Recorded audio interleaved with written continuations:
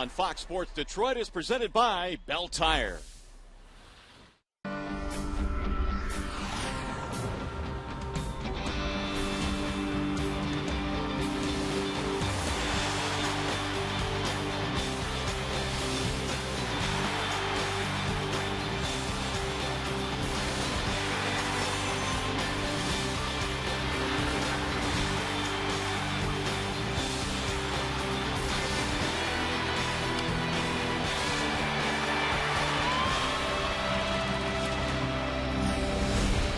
Last night, the New York Mets brought out the big bats. They hit not only one, but two grand slams in the ballgame. Jason Bay went deep, and Carlos Beltran also hit a slam. The first time since '08 at Chicago, the Tigers allowed two grand slams in a game. But the good thing about baseball is there's always a game the next day. We welcome you to Comerica Park tonight. Game 2 of this 3-game series featuring the New York Mets and the Detroit Tigers. Hi again, everyone. Welcome to Tigers Baseball. Mario and Pemba, glad to have you with us for the middle game of this Interleague Series. Rod Allen joins us in a moment. You know, the big bats were certainly out last night for the New York Mets. They scored 14 runs. They had 18 hits. But here's the deal. The Tigers can swing it as well. In fact, the Tigers have been one of the best teams in the American League in the month of June and really all season long. You can narrow it down really to 3 guys, especially here in the month of June. Victor Martinez, Miguel Cabrera, and Brennan Bosch all hitting in the high 300s in the American League this month. And the hope is tonight that Martinez, Cabrera, and Bosch will get the bats going here as the Tigers try and get game 2 in this series. Starting lineups, first pitch coming up in just a moment. But right now we go back to the Call Sam studio. Here's Mickey York.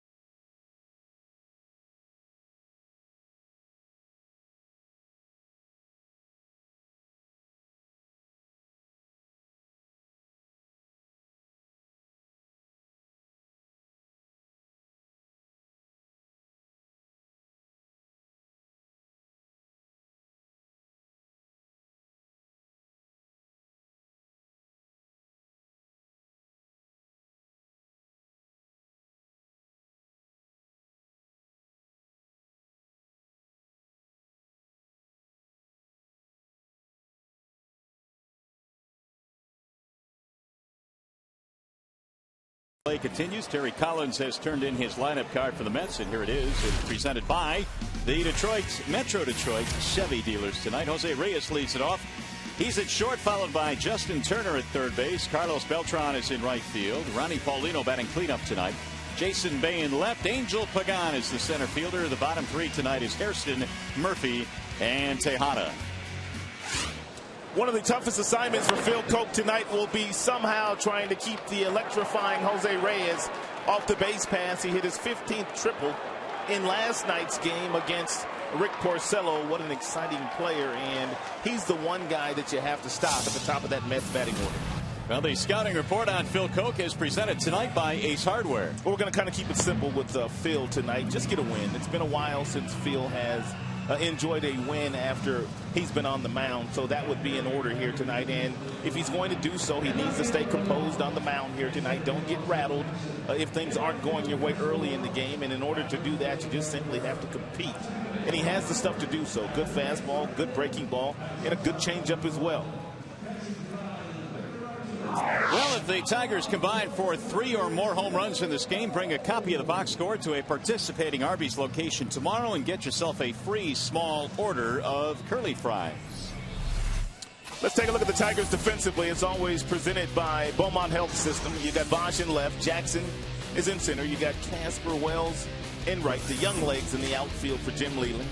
Inge, Peralta, Rayburn, Cabrera. That's the infield. Victor Martinez is behind the plate tonight with Alex Avila at least getting the beginning of this contest off.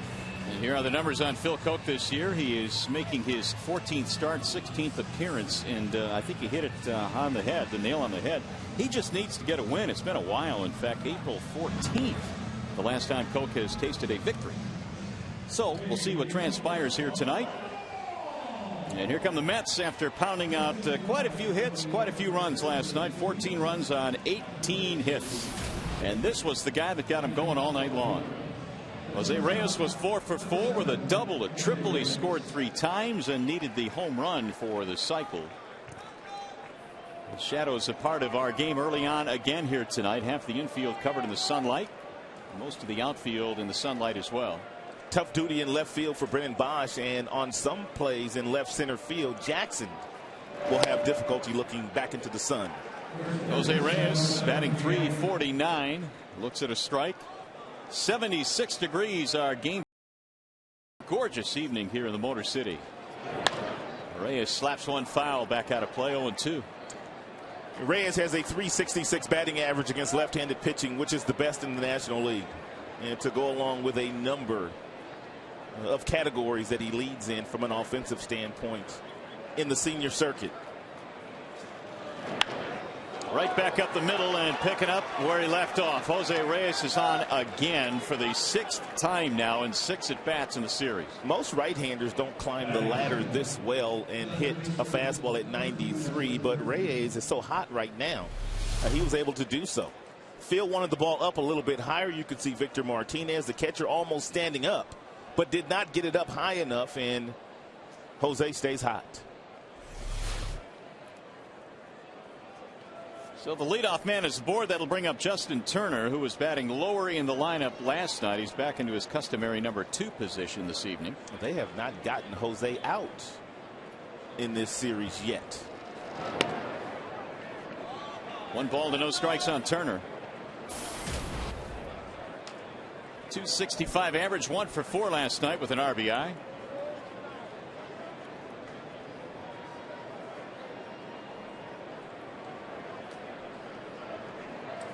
Reyes down at first base with 29 steals this year.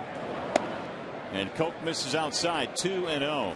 Hopefully Phil Koch, the fact that he is left-handed, it can slow Reyes down a little bit. Most base runners do not get as good a jump when there's left-handed pitching on the mound.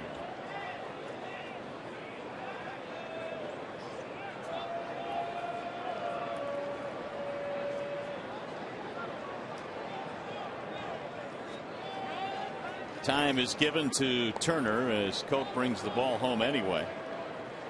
Justin Turner was 1 for 4 last night, and in the month of May was really good. In fact, he had .375 last month. Bothered by a sore thumb recently, so he's trying to get over that. He was Rookie of the Month in the National League.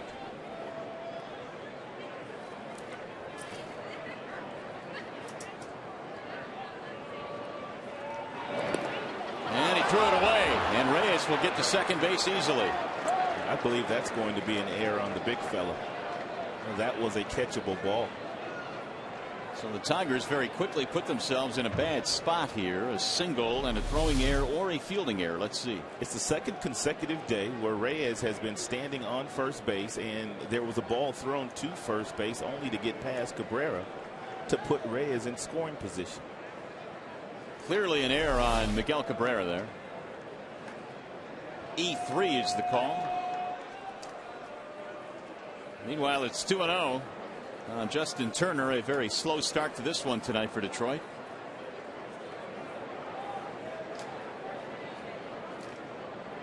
Coke's last start was against Arizona. He went 4 2/3, allowed 6 runs, 5 of those earned. Phil felt awful about that start because the Tigers scored him quite a few runs in that game. Driven to center field on a line right at Jackson. Reyes is anchored at second base, 1 gone. I believe at one point in time the Tigers had a 6-0 lead in that ball game when Phil started 5 days ago. Yeah, they ended up losing 7-6. Coke's last really good start a couple of starts ago against Tampa. He went 6 1/3, giving up no runs. Well, he can't fall asleep with the very talented base runner on second base, Jose Reyes. He has the ability to steal third, which is why Rayburn is playing really close to second base. He cannot allow him to get a good jump.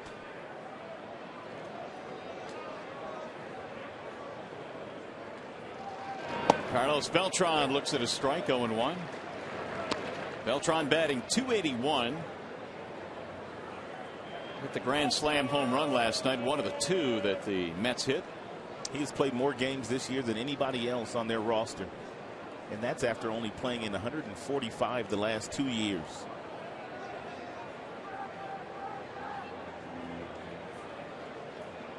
Beltran last year coming back from knee surgery. Played in only 64 games. Boy, he's come back with a vengeance this year.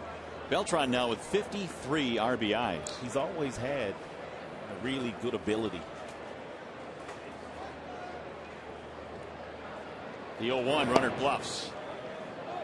1 ball, 1 strike. As a matter of fact, for Beltran, before the knee injuries, he was known as a 5-tool player. Power, average, could steal your base, could run the ball down in center field, and he also has a really good throwing arm. He has all 5 tools. Way outside, 2 balls, 1 strike. Is there anything more disrupting at the beginning of a game than having a guy like Suzuki or Figgins or this guy standing on the base paths? It's not the way you want to start your game, worrying about what he's going to do. Reyes, even when he's not going, puts the thought in your mind that he is. He has bluffed off the bag the last 2 pitches. And there he goes. And it's swung on and belted to left down the line and caught on the run by Brennan Bosch. Nice play by Bosch as Reyes scampers back to the bag. He saved a double and an RBI. Not an easy play for Brennan either. Looking into the sun, getting a really good jump on this ball and running it down in the left field corner.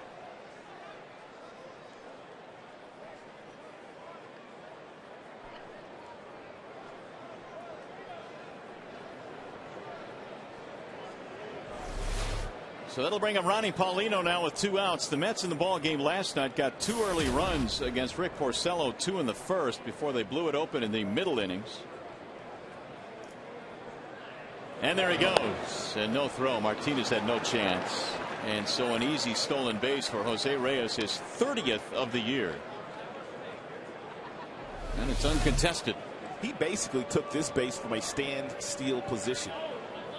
Usually when you're stealing third, you have the luxury of getting a little bit of momentum going toward that next base. It's called a crow hop, secondary lead.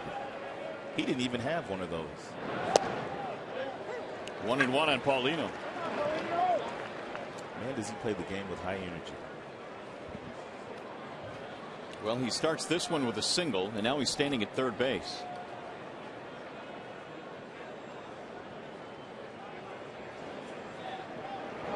Paulino takes inside, and that ball's going to skip into the seats and score the run. So they get the run home without the benefit of a base hit. And the importance of swiping third there for Reyes. He comes in on the wild pitch. He pretty much manufactured that run by himself. Nothing Victor Martinez could do here. On the breaking ball down and in, he couldn't even shift his body to get over in front of it. But Reyes got on a single and then a bad throw. Not a bad throw, but it wasn't caught by Cabrera. Then he steals third and then he scores on a wild pitch. There's a base hit to left center. Paulino dumps one in there and he's aboard with a 2-out single. So the Mets are picking up where they left off last night. Really the last 3 nights. They've scored 36 runs the last 3 days. Ouch. Well, they put a hurting on the Tigers' ERA last night, and they're off to a quick run here tonight. Jason Bay will stand in. He had only 1 hit last night, but it was a doozy, a grand slam.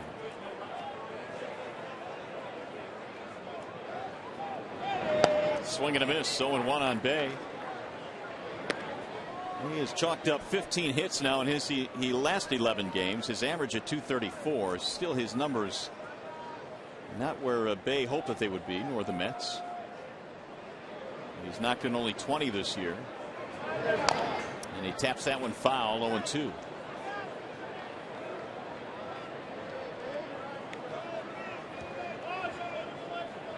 Jason Bay is a native Canadian. Only 2 players from Canada have more home runs in their careers than Bay, and that would be Larry Walker and Matt Stairs, who played for the Tigers briefly in 2006. Matt Stairs still playing. The 0-2. Fouled out of play. After about 20 years. They use that term professional hitter with a lot of guys. I guess you could use it for Matt Stairs. No doubt about that. British Columbia, Jason Bay. Bay's got a sister that's a really good softball player. Rolled foul.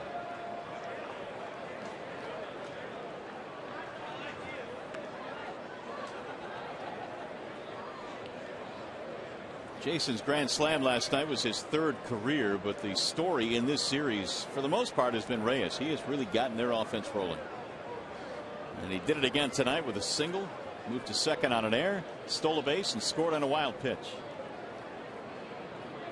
A little bit outside, 1-2 on Bay.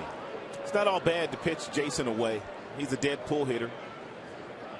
As a matter of fact, he got out in front of a breaking ball down yesterday that was away and hit a grand slam off Porcello.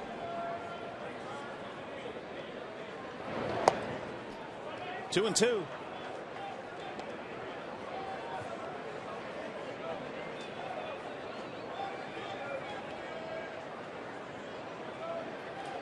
The Mets, with their win last night, jumped over the 500 mark for the first time in a long time. They're 40-39.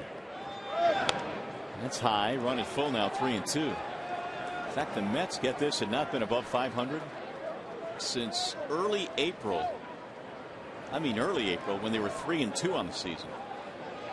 It's been a long road to get back up to 500. They buried themselves early, but Terry Collins' team has really come on.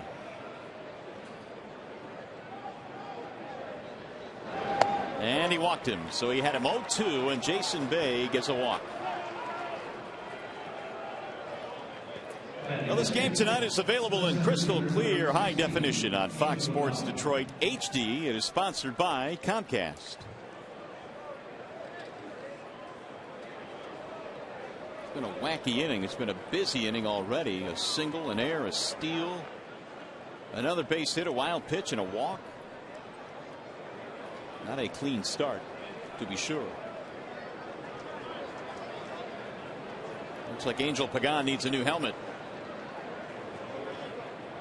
Pagan will bat now with 2 outs, batting .250. 22 pitches in this inning now for Phil Koch.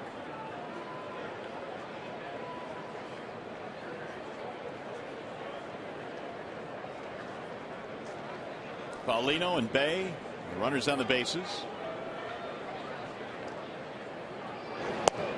And a strike called on Angel Pagan. Big night last night for Pagan. 3 hits and 3 at bats. He also walked a couple of times.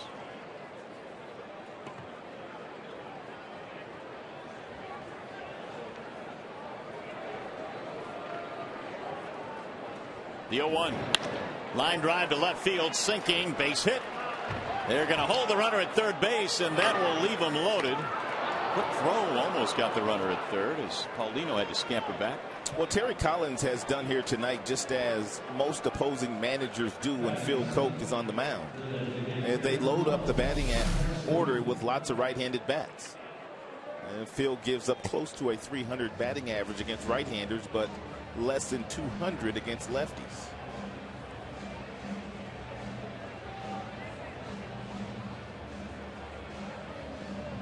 So they're loaded up after the second out of the inning, a single, a walk, and a base hit.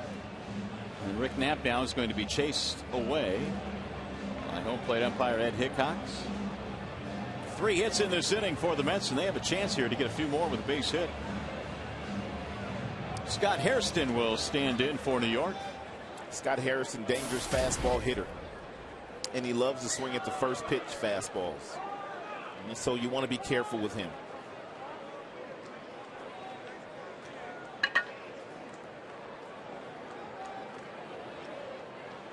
Hairston is being utilized as the DH tonight for the Mets, and he looks at ball 1. Hairston, in games in which he starts this year, has done a really good job. He bats .298 in a starting role.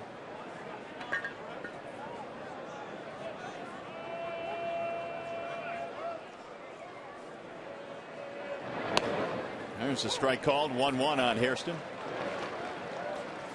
26 pitches now for Koch. Well, Jim Leland, he needs some length out of Phil Koch here tonight. Porcello, it didn't stay out there very long last night. Way outside, 2-1. And which meant Jim had to dip into his bullpen a little bit more than he would have liked to.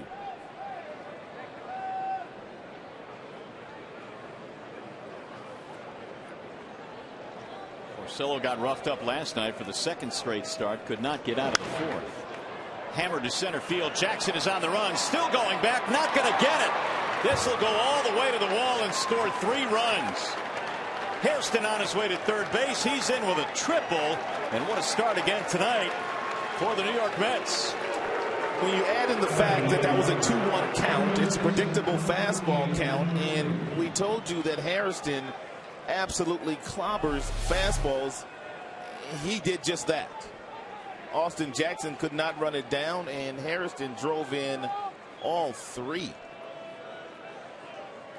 This Mets offense is clicking right now. And again, we mentioned last night they are without Ike Davis. They are without David Wright, yet they continue to pile up the runs. A 4-0 game, and here is Daniel Murphy with a runner at third and 2 outs.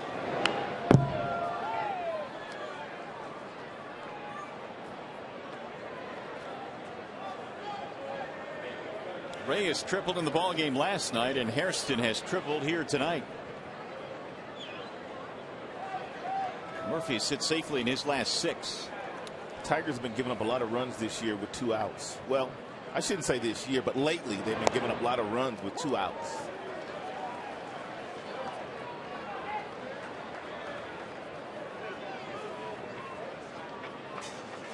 Four of them here in this inning.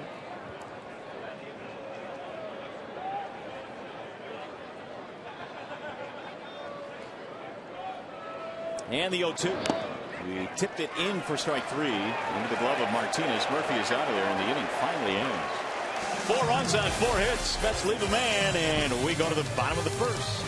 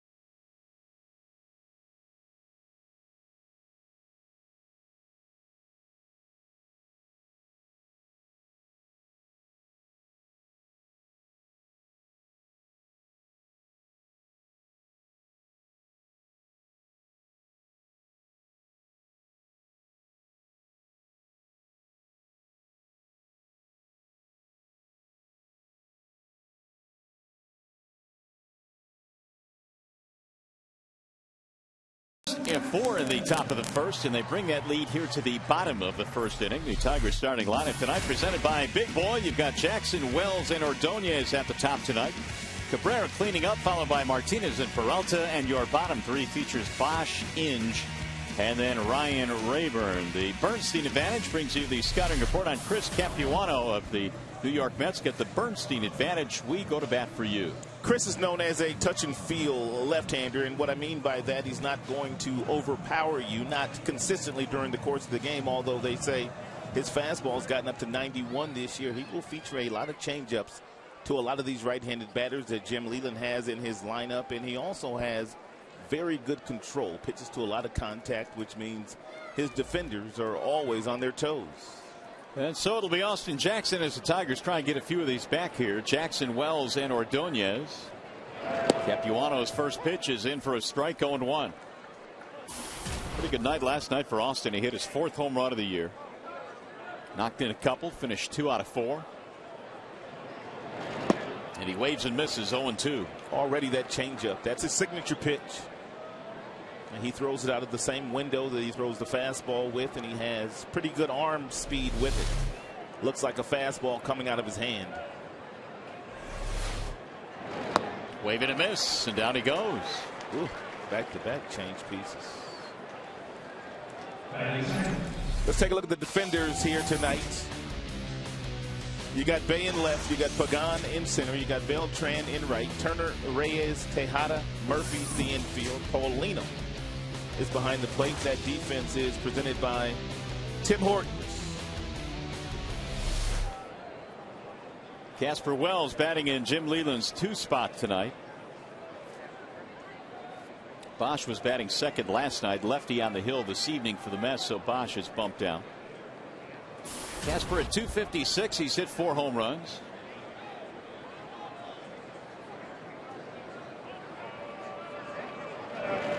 And he takes strike 1.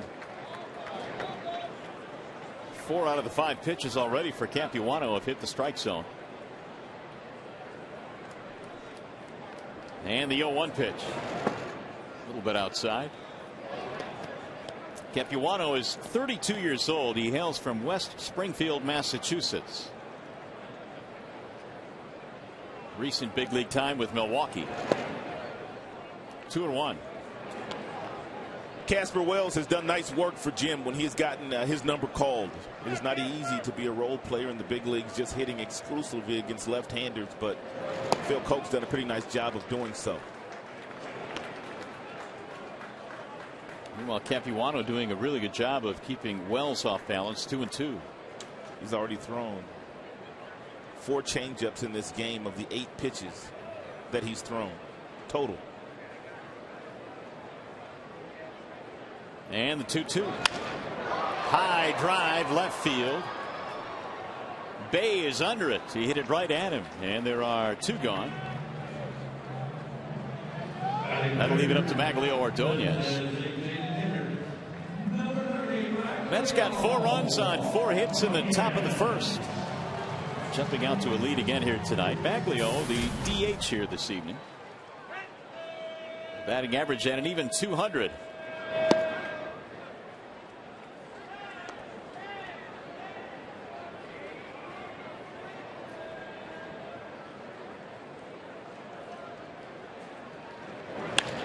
Drives one to left field on a line. Bay cruising over. Makes a diving catch. What a catch. On the warning track, Jason Bay stretching out to his right and robbing Ordonez of an extra base hit. Sweet play. No runs, no hits, nobody left.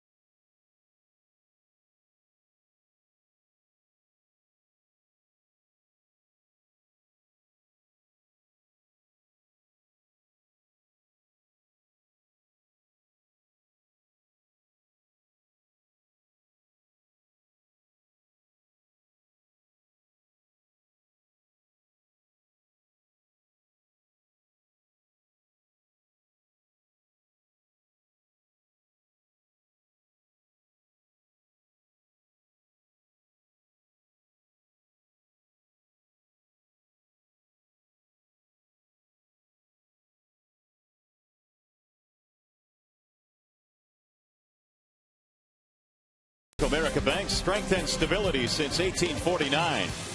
Dodge, visit Dodge.com or see your local dealer today. And by Arby's, stop by today and try the new Shroom and Swiss sandwich. Arby's, it's good mood food. Both left fielders have already made really nice plays in this game. Brennan Bosch took a double away from Carlos Beltran last half inning, and Jason Bay does the same thing to Magglio Ordonez.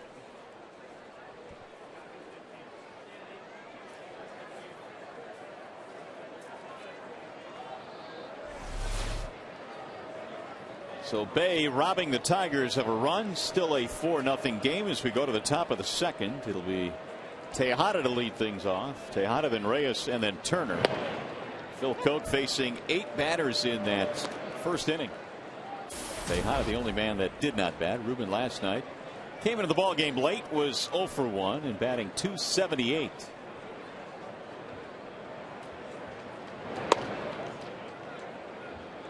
One ball, one strike.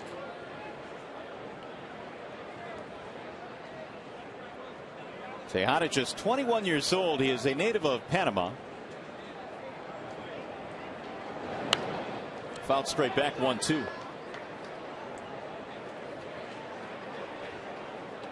And getting the start at second base tonight. Terry Collins making some changes to his lineup this evening.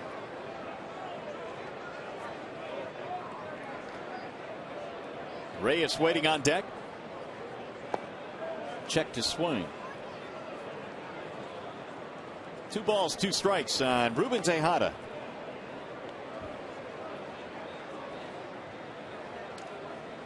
Mets this year started the season at 1.4-11. And slowly but surely they've climbed the ladder. They're back over 500 now. High fly to left. Bosch staring into the sunlight. And 1 out.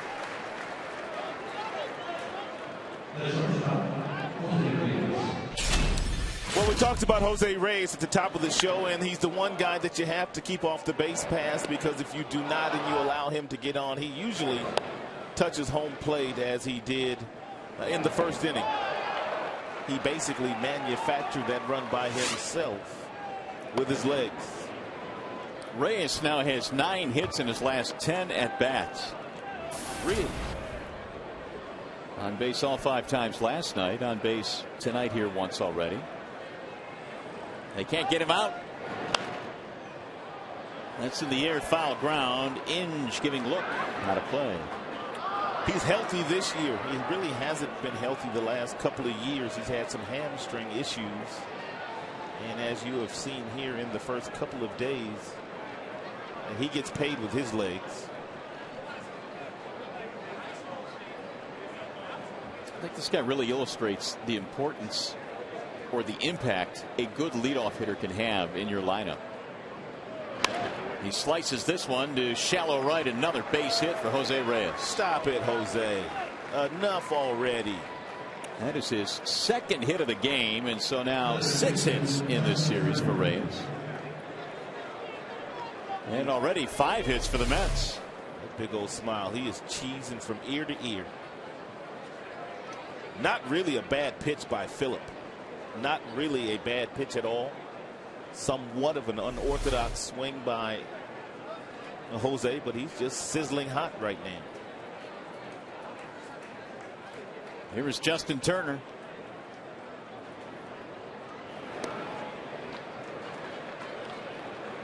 The Mets last night scored 10 of their runs after 2 were out, and all 4 of theirs tonight have scored after 2 were out. So they've gotten some huge knocks.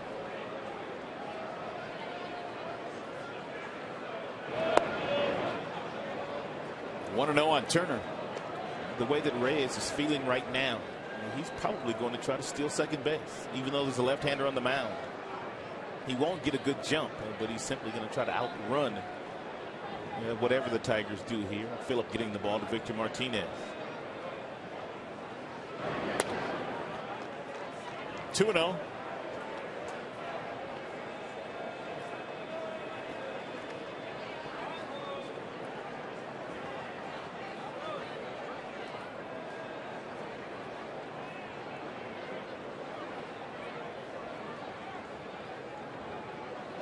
Slide step that time from Phil Koch, and a strike is called on Turner. It looked like he kind of caught Turner off guard there too with that slide step. Usually 2-0, a hitter up there looking for that fastball, doesn't let it go. But Turner let that one go.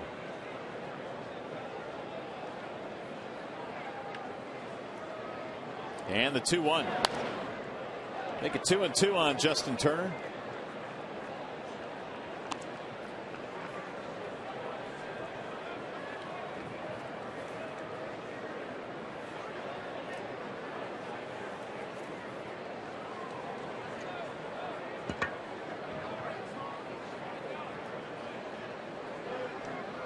Mentioned Reyes has 30 steals. He still trails Michael Bourne of Houston in the National League, who has 34 stolen bases. And a bouncing ball to short. Could be two. There's one. And the relay is in time to double play. So that one comes in handy. 6-4-3 variety. No runs and a hit, and nobody left. We go to the bottom of the second.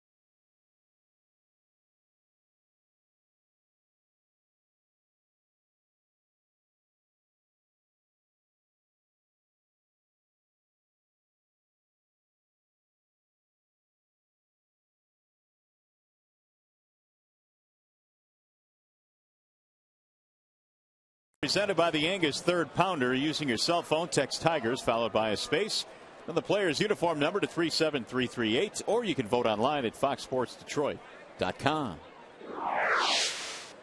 Well, Cabrera leads it off now against Capuano here in the bottom of the second. And Miguel looks at a strike right at the knees. 0-1 on Cabrera, who career against Capuano has been awfully good. A couple of home runs.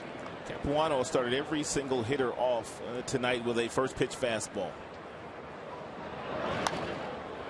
Make it 0-2 on Cabrera. Martinez and then Peralta to follow for Detroit. Miguel last night 1 for 2. And batting a solid .333 right behind his teammate Martinez. Another one going foul back out of play.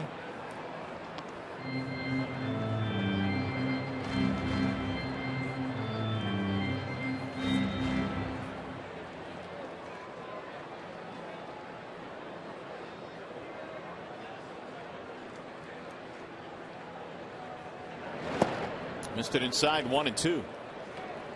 Capuano in his career, believe it or not, has had 2 Tommy John surgeries on his left elbow. Not once, but twice. He's also had a shoulder surgery, which has derailed his career. But he's back in the big leagues now, pitching for the Mets. After a couple of pretty good years with the Milwaukee Brewers. In fact, he won 18 ball games one year. But he's had to prove his health. And he did that toward the end of last season. The Mets took an opportunity to sign him. Bright kid. He went to Duke University and graduated with a degree in economics.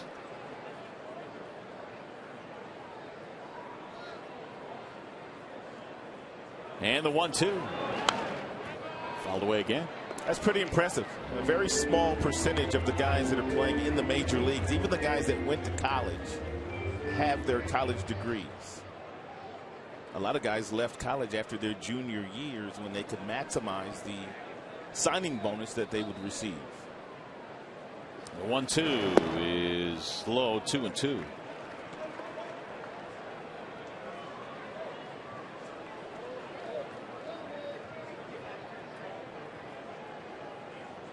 On deck is Victor Martinez. And the 2-2 pitch. Bouncing ball to third, hit hard, but straight at Turner.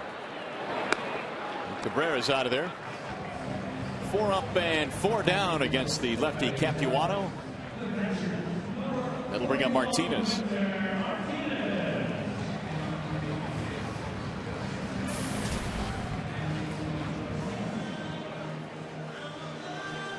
Victor last night 1 for 4.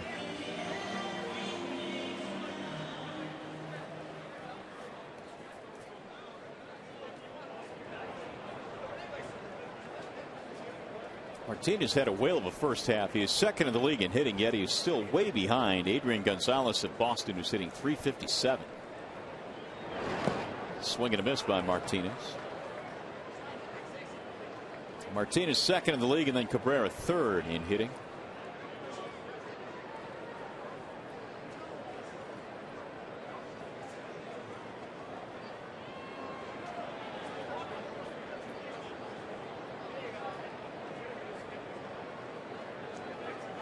There's the 0-1. Again, Martinez a wave and a miss, 0-2. And there they are. Right behind Cabrera is Bautista and then Michael Young. First 4 guys have a lot of power, and which means they're not getting a lot of infield singles, but yet the batting average is way up there. Surprised there's not a table setter or 2 showing up in the top 5 in batting average.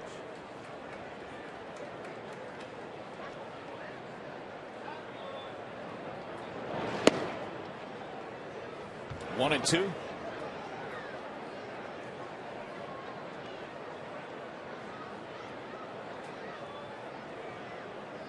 Capuano is 32 years old now.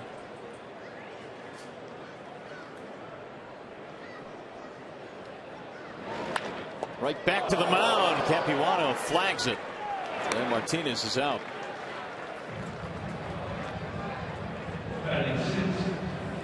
Two down to the Tigers' second. 5 in a row retired by Capuano. Capuano, pretty good fielder as well. And he's almost impossible to steal a base off of, and he also makes plays when the ball's hit right back at him. Although I think that one found him. I think so. There's a ball inside to Peralta. Johnny last night 1 out of 4. He's had 9 hits on the recent homestand, or the current homestand. 2-0 the count. Johnny putting up the numbers this year, which looks like they're going to be career highs for him. High fly ball hit well into left field. Bay is going back. Track wall. He runs into the wall, and that ball is out of here. It's gone, a home run. No, he caught it. He caught the ball. Out is Peralta. Into the sunlight. Jason Bay hauls it in, and that is that. So the Tigers go 1-2-3 in the second. We go to the third.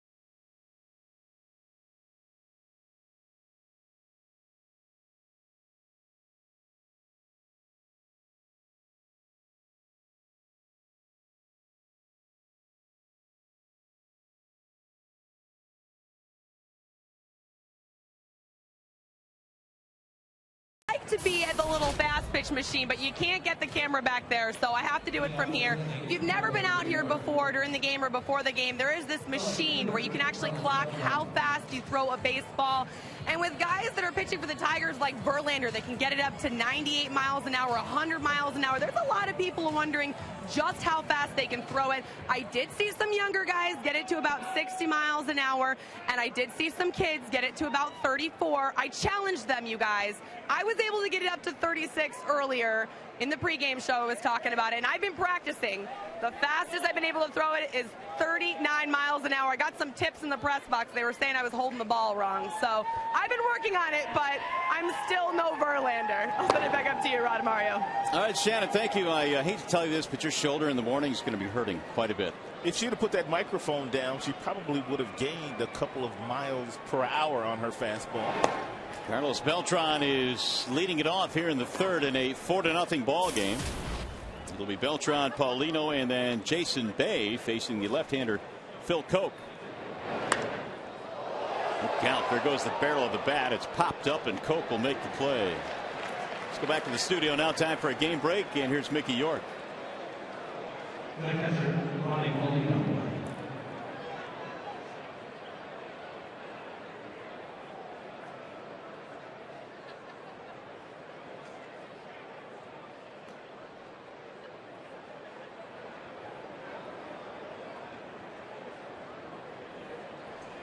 Half game separates Detroit and Cleveland, Mickey, so the Tigers need to win here tonight to maintain that one-game lead. And right now they've got some ground to make up. They're down 4-0. Cleveland's going to be in the race until the end. Their offense is going to get better, and they have one of the better bullpens in the American League Central. That's pretty much kept them in the race. Paulino hitting with one out here. He singled and scored a run in the first inning. Well, one question I have for Cleveland, though, is their starting pitching. I don't know that it's deep enough or strong enough even at the top to keep them in the race the entire summer. That remains to be seen, but just my opinion. The 0-2. 1 ball and 2 strikes. 4 runs, 5 hits for the Mets. Tigers, no runs, no hits. And the Tigers have committed 1 error.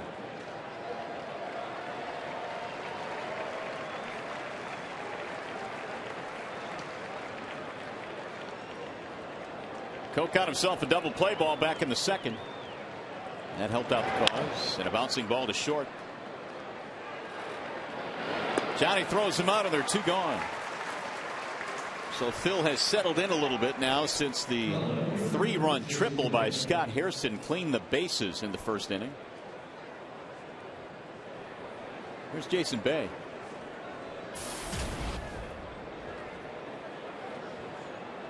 Tigers beginning to wind down interleague play. 1 more here against the Mets tomorrow, and then San Francisco comes to town. It'll be a 3-game weekend set.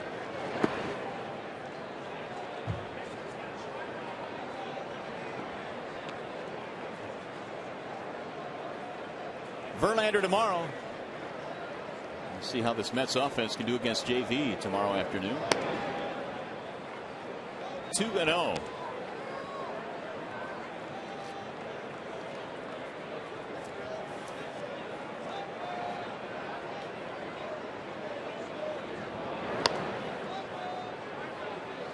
Three balls, no strikes on Bay.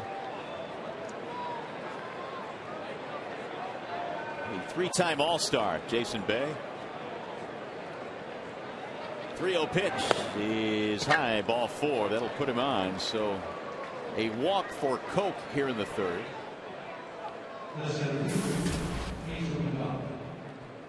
Hey, fans, celebrate the music of Jimmy Buffett Saturday on Parrot Head night when the Tigers host the Giants at 7:05. The first 10,000 fans receive a relaxed floppy hat. For tickets, call 866-66-TIGER or log on to tigers.com.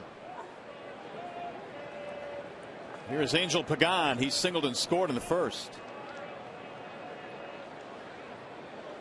Runner goes. Big jump. Martinez's throw going to be tardy. It bounces in.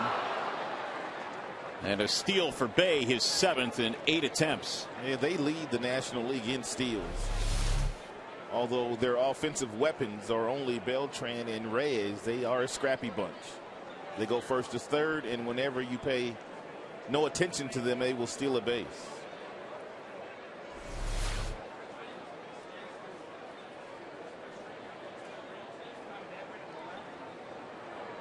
And again, the Mets have been really good in getting 2-out runs. They're trying to get another one here. Pagan went around that time. 1 ball, 1 strike.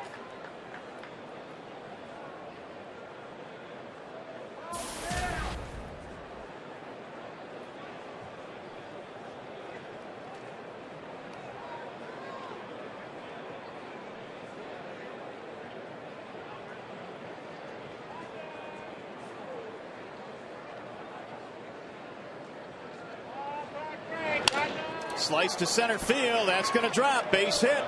Bay rounding third. They send him home, and he scores. And yet another 2-out run for the New York Mets. 5-0 ball game. A 2-out walk, a steal, and another run.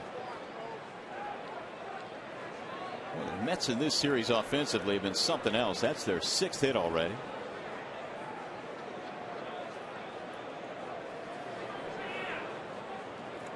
So with runners in scoring position in the last 6, including tonight, how about a cool 460 for the Mets? It appears that the Tigers pitchers have caught this Mets team at the wrong time.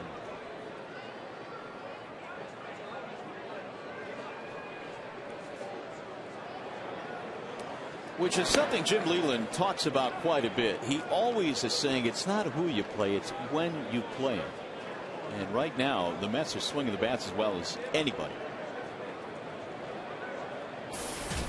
They got 4 in the first, 1 in the third. And they've extended their lead. Scott Hairston had the big blow, the 3-run triple in the first inning.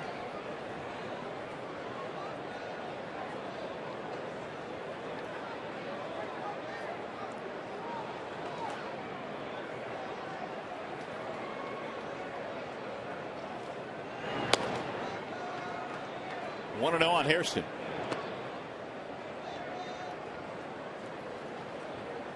Hairston went to high school at Canyon Del Oro High School in Tucson, Arizona, which has really turned into a really good baseball program. In fact, they've sent quite a few players to the big leagues, including Ian Kinsler, Shelley and Chris Duncan.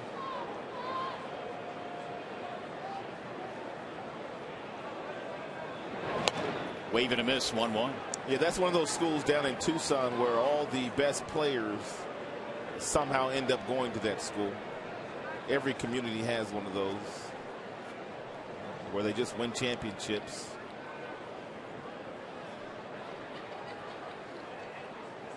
Brian Anderson, who used to play outfield for the White Sox, also went to Canyon Del Oro.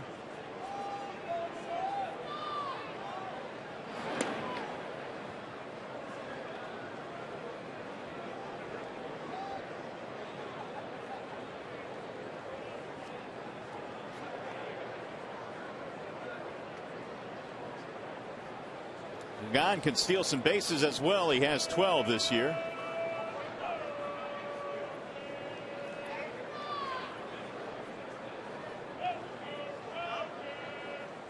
There he goes. Martinez has a shot this time. The throw not in time.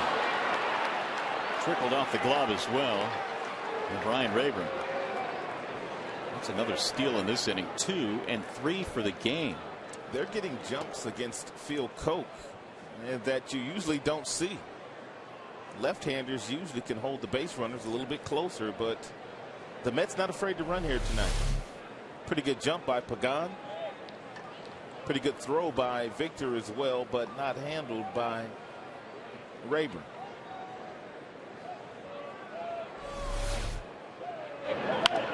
Pulled on the ground, a stab at third by Inge, to his feet to throw him out.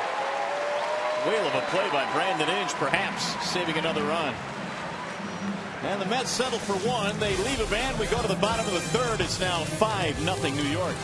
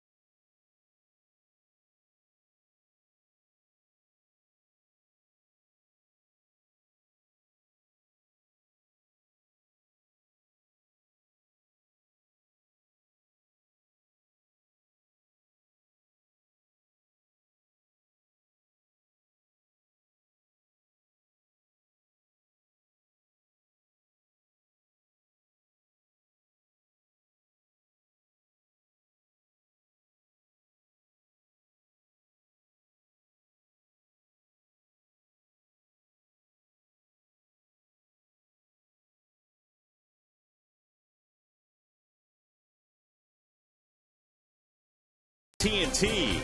And by Hebrew National, the better than a hot dog, hot dog.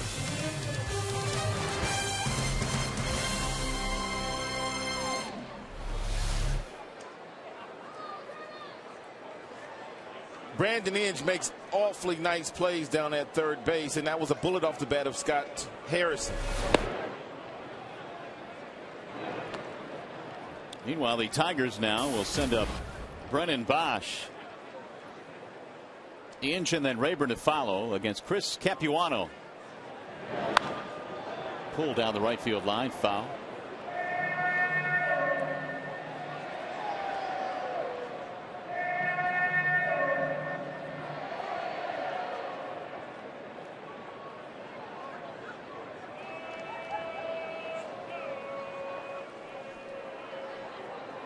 And the 1-1 pitch.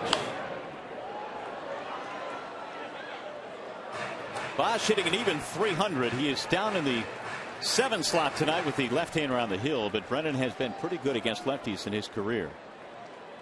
And in the month of June, batting 380 overall.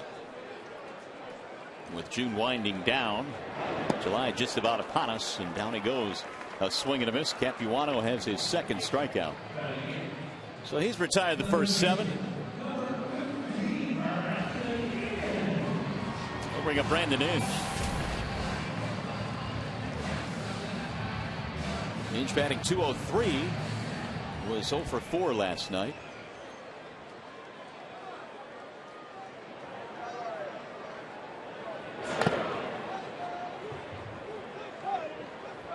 That one bit Paulino, the catcher.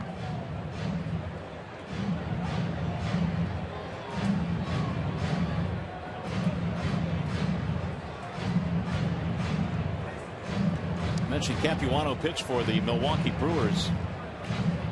He underwent Tommy John surgery back in 2008 for the second time in his career. He returned to the Brewers last year, made 24 appearances, and pretty much proved that he was healthy enough to pitch in the big leagues. So the Mets signed him in January as a free agent. The 0-1. 0-2 on Brandon Inge.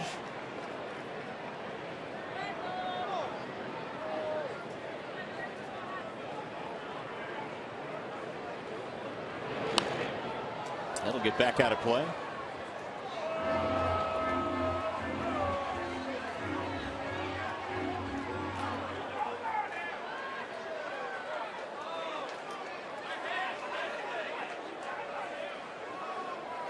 And the 0-2.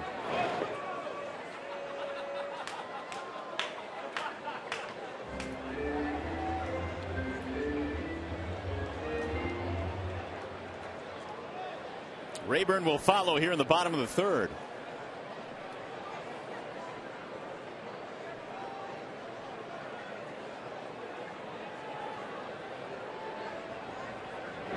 Swing and a miss.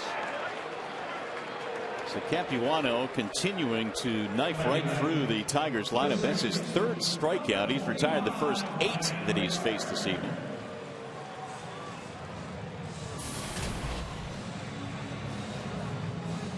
Capuano is using the breaking ball to get the left-handed Brennan Bosch out, but he's using the changeup to maneuver his way through most of these right-handed batters.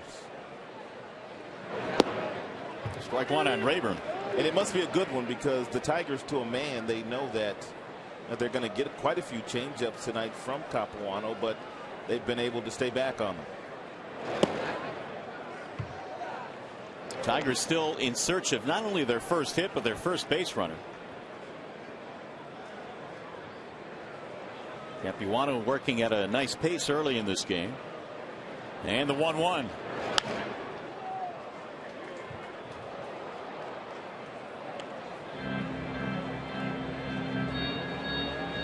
Capuano has some broad shoulders for a pitcher. But you talked about the arm surgeries he's had. I'm sure he's had to do quite a bit of lifting as far as those shoulders are concerned when he was injured. Fly ball in the air toward left field, turning Bay around. He goes back to the track, to the wall, and I promise you that one is gone. It's a home run for Ryan Rayburn. It's his 7th of the year, and the Tigers have that first hit and that first base run. and their first run.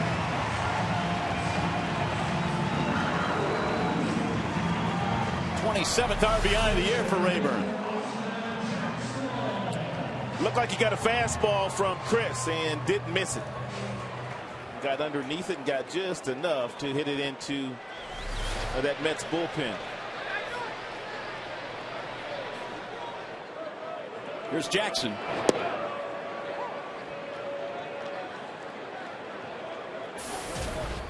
Austin struck out back in the first inning, 0 for 1. One of the 3 strikeouts Capuano has. He rolls this one toward third, scooping off to his left. Turner. Inning over, however, the Tigers get on the board. The home run by Ryan Rayburn.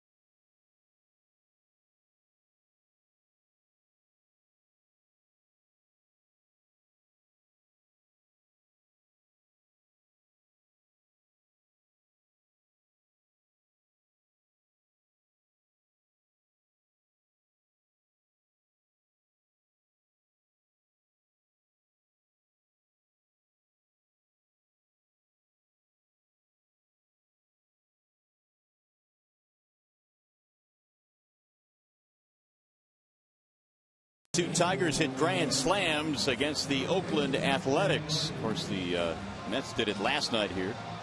Last time the Tigers did it, 2009, May 15th. Which 2 Tigers hit the grand slams? Did you remember that answer to that question? No, I wasn't even close. Really? I took a shot, but I wasn't close. That was only a couple of years ago. I've had no shot either. You would think that something like that would stick in your memory banks. Not for me. Well, the Tigers got one back.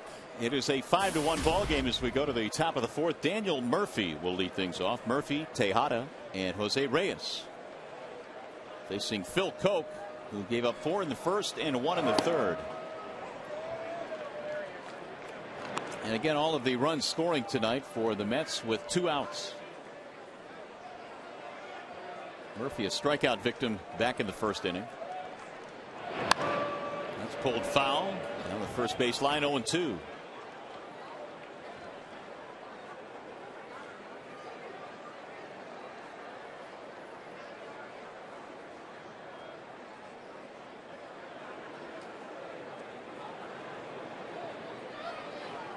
And the 0-2 pitch. High and away, 1-2.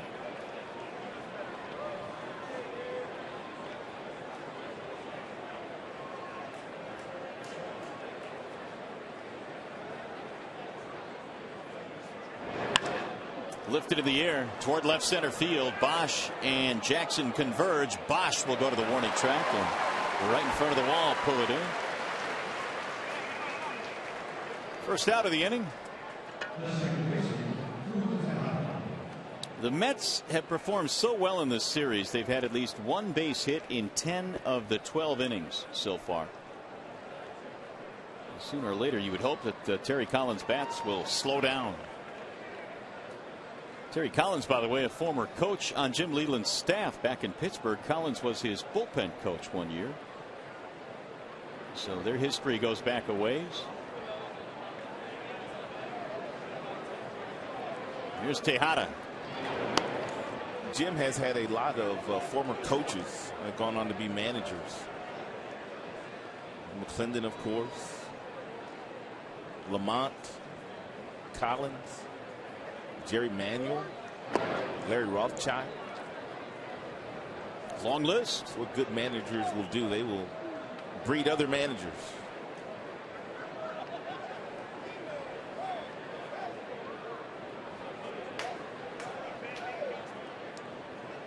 Two and 0 on Tejada.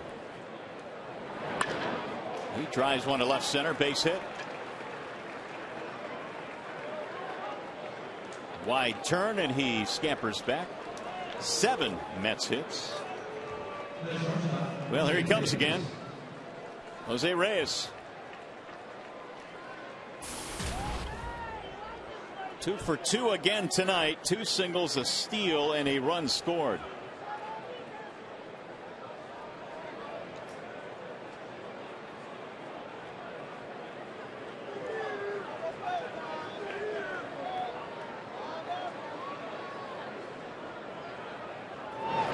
It has been a while since Reyes has made it out. In fact, you got to go back to Sunday in the top of the 6th inning against their game against Texas.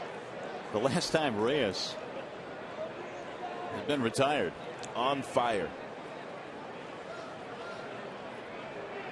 4-hit game last night, 2 more tonight. He also walked in last night's game before Terry Collins finally took him out. He is due then to make an out for sure. Well, why not make 2 here with a double play? It'll be tough, though.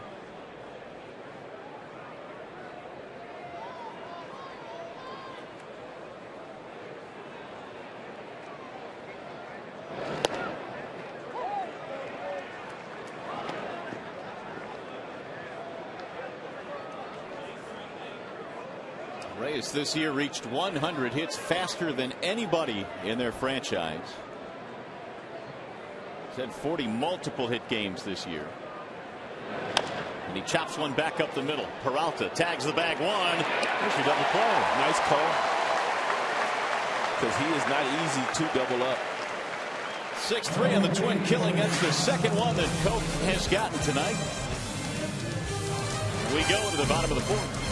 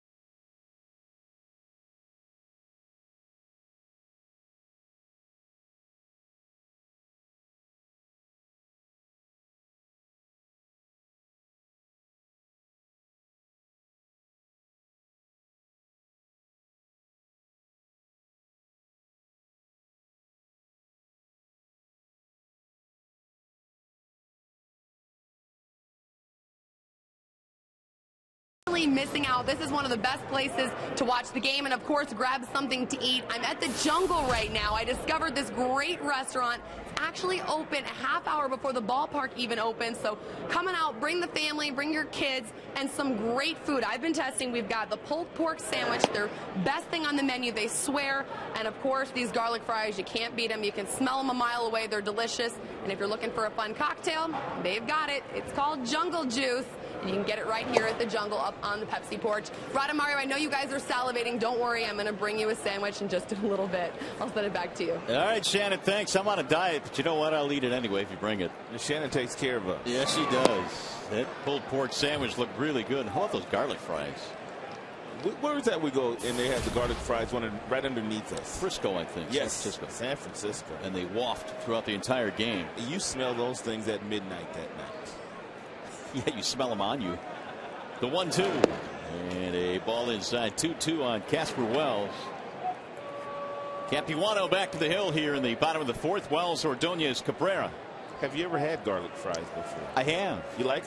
You know what? I can take them in small doses. Yeah. But after about 4 or 5 of them, I'm like, okay, that's good. Never had any of them. No? Never had any of them. You got to try it. It's good. Well, they say garlic's good for you. I don't know about the fries, though. That ruins any benefit you would get from the garlic. Trust me. 3-2 is hammered to the air to center. Pagano's under it. And one gone. So here comes Maglio Ordonez. Capuano, meanwhile, cruising right along. The only problem he had was the home run ball by Rayburn back in the third.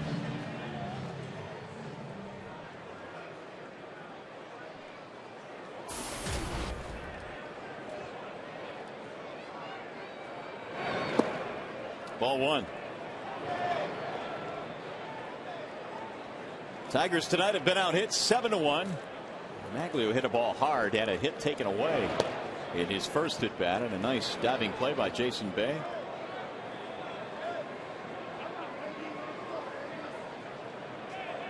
The 2-0. That thing is skied. Shallow right field. Beltran is there. Maglio is out, 2 away. Capuano's making it look easy tonight. Yes, he is. He is locating his fastball effectively, and he's keeping it out of the middle of the plate. He's using the breaking ball to Brennan Bosch, the only left-hander in the lineup, and mostly changeups to the right-handed batter.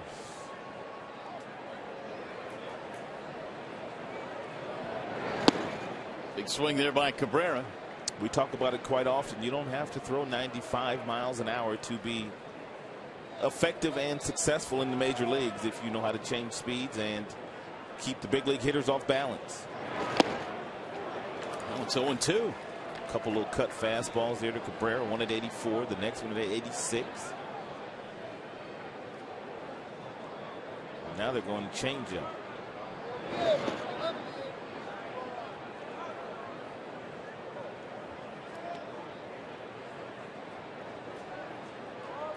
Capuano was an all-star in 2006 when he won 11 ball games. Ironically, he won 18 the year before that, but did not make the all-star team. I guess he got rewarded the next year. Outside. 2-2. Of course, voting's winding down, isn't it? We should have the teams coming up soon. Sunday, I think the teams will be announced. Running out of chances to get out there and vote for your favorite Tigers.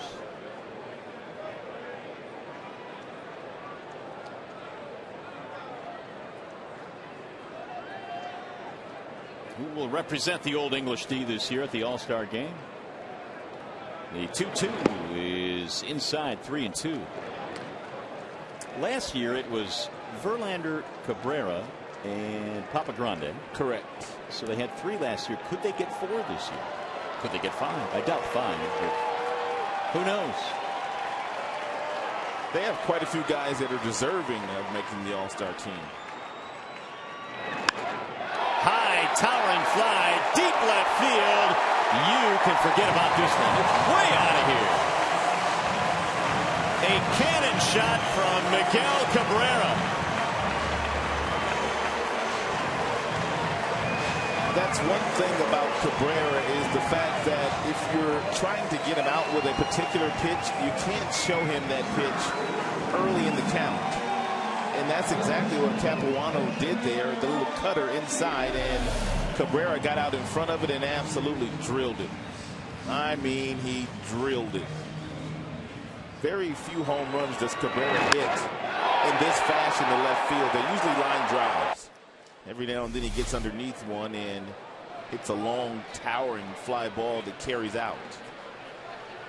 Reminiscent of the one that Willie Mopena hit here a couple of nights ago. This one went 420 feet off the bat of Cabrera. So the Tigers get their 2 runs on a pair of solo homers. Rayburn has the other. 16 for Miguel, his 53rd RBI.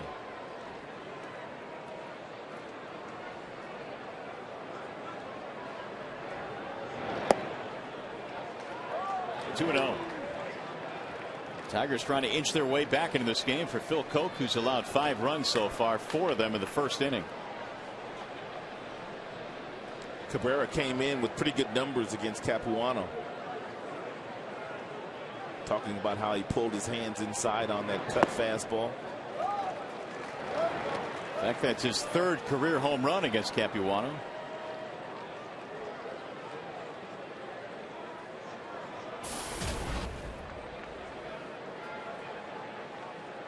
Victor tonight is 0 for 1. He bounced one sharply back to the mound his first time up.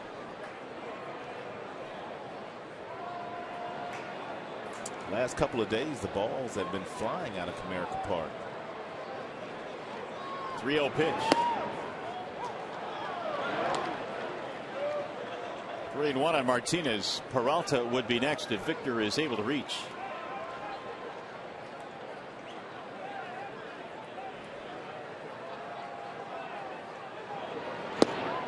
And another strike. Oh, Victor thought he had a walk there, and he is staring at Ed Hickox now.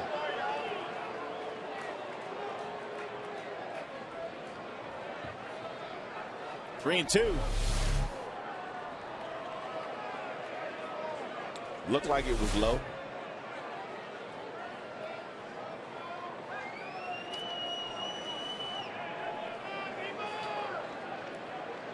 Here's the full count pitch.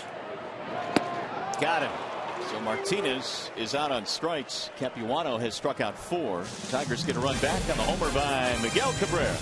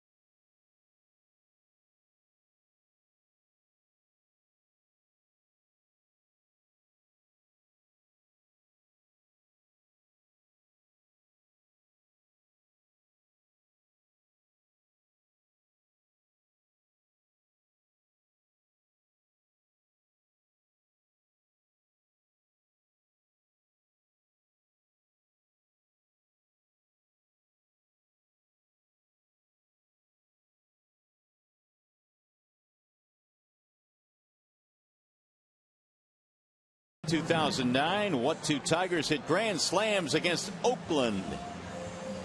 They were Ryan Rayburn in the first inning, Brandon Inge in the 6th inning.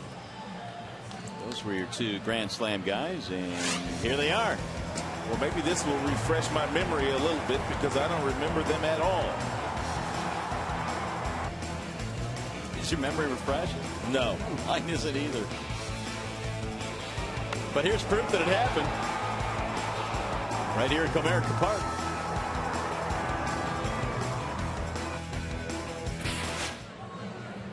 Inge and Rayburn with the grand slams. Beltran and Bay hit him last night for the Mets. So New York now trying to rebuild their lead. They're up 5-2 as we go to the 5th inning.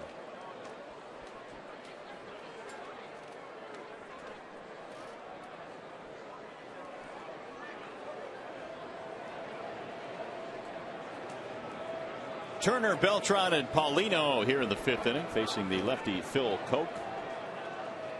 Phil right now has thrown 73 pitches to get through 4 frames. And his first pitch is outside to Justin Turner. Line out and a double play ball. Koch has induced 2 double play balls tonight, including one, believe it or not, from Jose Reyes. Ground ball left side, base hit. Well, the Mets just won't stop. That is their 8th hit of the ball game tonight. And that's going to mean Rick Knapp picks up the telephone.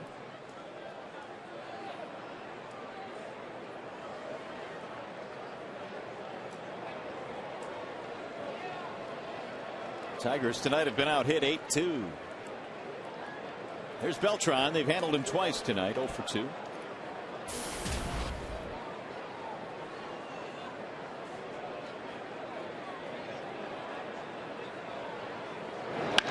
Driven to left field, base hit.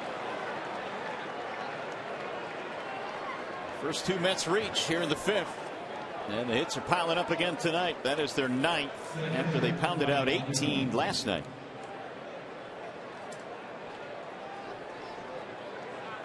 Ronnie Paulino due up and Rick Knapp coming out. There is activity in the Detroit bullpen. It's going to be one of those slow walks for Rick Knapp to try to give, it looks like, Ryan Perry an opportunity to get loose down there.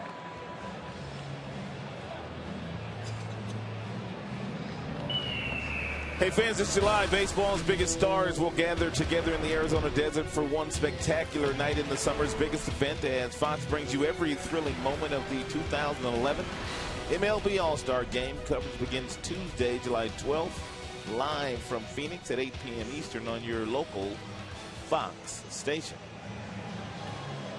Verlander probably would have had a good shot at starting that game, but that won't happen because Justin right now, barring any changes, will pitch the final game before the All-Star break, which means he is ineligible to pitch in that game. He can go. He can become part of the ceremonies and make the trip out there. He just can't pitch in the game. Tigers should have the starting battery in Arizona on July 12th. Verlander should start, and Avila could very easily be the starting catcher.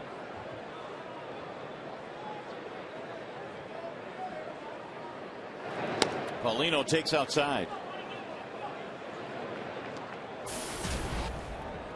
Single ground out. Former Pittsburgh catcher. Last 2 years with the Marlins down in Florida.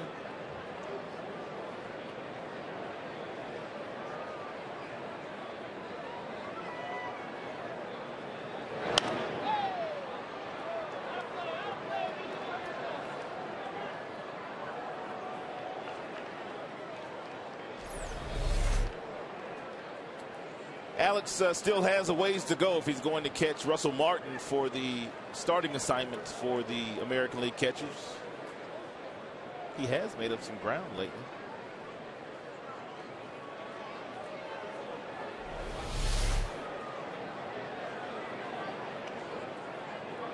So 1-1. Driven to center field. Jackson on his horse. Still going back. He's going to turn, look up, and this ball is off the wall. Coming in third base, Turner. They send him home. He'll come around to score. It's 6-2 in favor of the Mets on a double and an RBI for Paulino. The fans are getting restless, and the skipper about to make his way out to the mound.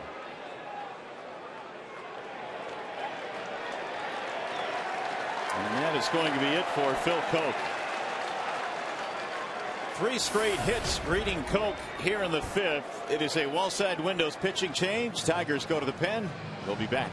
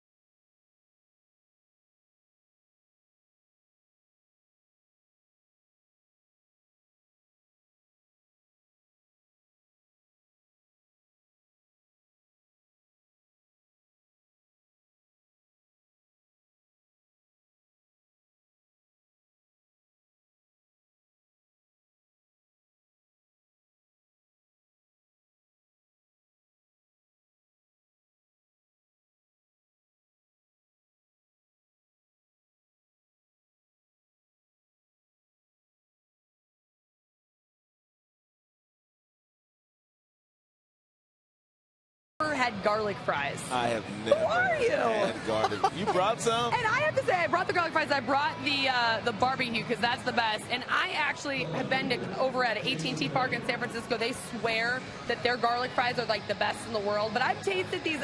I would like to say the Jungle, pretty good. Maybe better than AT&T Park. So. How's that jungle juice? I did not drink the jungle juice. Come on now. I don't want to lose my job. I did not drink the jungle juice, but you can have some if you're a fan. You want to go have some. I didn't bring you guys any jungle juice either. We need you guys to call in this game. You bring any extra sauce at least for the sandwich. I did bring some sauce for the sandwiches. If you want me to get you some more barbecue sauce, oh, that's good. I can go run and get some more. You are the best. All right, you guys have fun. Thanks, Shannon. Thank you. Our personal food delivery service. Here's Ryan Perry. He will take over now for Detroit. She gonna get me fluffy before the year's over.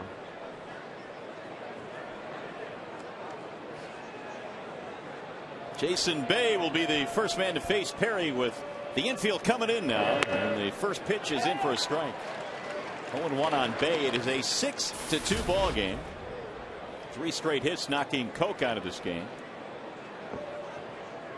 A couple of walks for Bay, a steal, and a couple of runs scored. Still nobody out here in the top of the 5th. Way inside. 1 ball, 1 strike.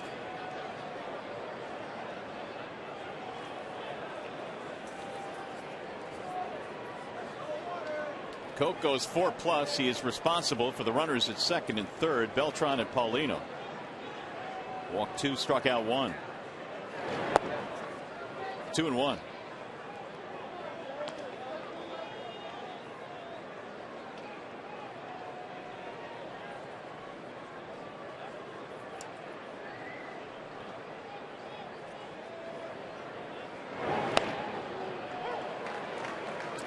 That's a good pitch. It's a good slider, especially in the 2-1 count to a guy like Jason Bay that it does a lot of damage against fastballs. Now, if you got confidence to throw that same pitch again, you might get a strikeout. And the 2-2. Ground ball back up the middle. It's through. Base hit. 1 run scores. And now it gets by Jackson momentarily, and both runs will score. Instead of coming back with a slider on the 2-2 pitch, they threw a fastball at 92 that was outside, and Jackson will be given an error on that play, allowing that second run to score. Single RBI for Bay. Second run clearly was going to hold at third base, and it will score on the error by Jackson.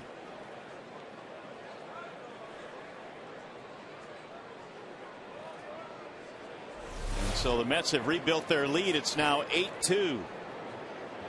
Here's Angel Pagan. And still nobody retired yet.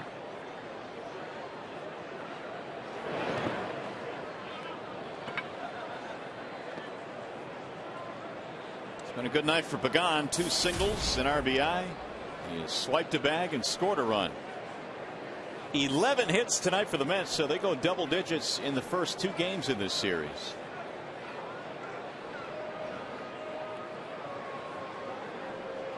All 3 of the runs scoring in this inning charged to Phil Koch.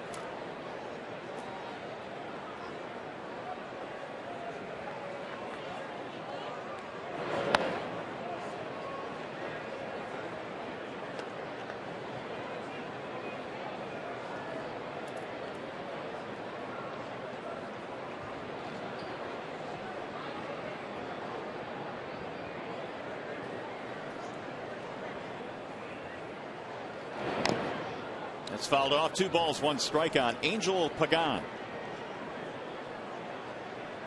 Second in the National League last year with 37 stolen bases. Pagan has 13 with his steal tonight. Speed up and down this lineup for Terry Collins. Led, of course, by the kingpin at the top, Jose Reyes.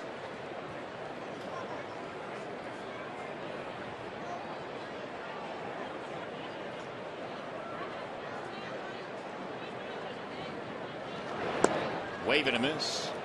2-2 on Pagan. 94 there from Perry.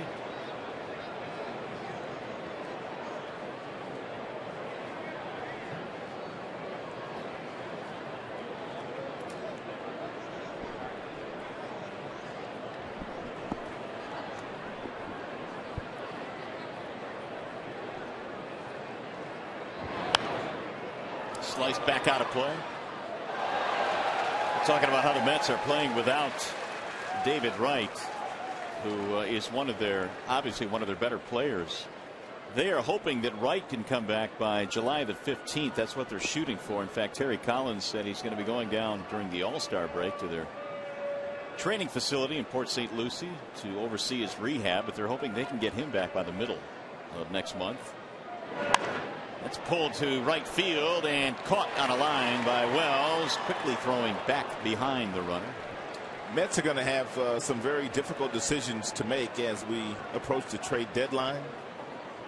And their payroll as we speak is $145 million. Their owner, Fred Wilpon, said he'd like to get it down to $100 million next year, which means he might have to move some of the pieces that he has now in Beltran, maybe Wright, maybe Rodriguez out of the bullpen. Most definitely can't sign Reyes next year if they're going to chop $45 million off the payroll. That would seem impossible to get him re-signed and start chopping payroll. But right now Reyes is doing all the damage he can for the Mets. Hairston the batter. Something else that they face if they do somehow have all four of those players next year, they'll all be making close to $20 million, which means that's $80 million for four players. There's a ball down low. Well, it's something that is talked about when people wonder where Albert Pujols will end up. The percentage of your payroll that you're going to wrap up in one player is going to be huge, and is it worth it to teams to do that? I don't think so. I would agree. High fly ball, shallow left field. Bosch coming under it, and there are two out. It's almost like this Tigers team. I mean, they have a lot of money tied up in Cabrera. They have a lot of money tied up in Verlander. There's really not a whole lot to go around to give that kind of money to anybody else. And certainly by what the market bears, deservedly so. I mean, those are two of the premier players at their positions. But when you look at structuring a ball club within the parameters of a budget that you set, it can be real difficult. No doubt. You have those high ticket items. Ball outside to Murphy, who, by the way, is the only Met tonight that has not reached base yet.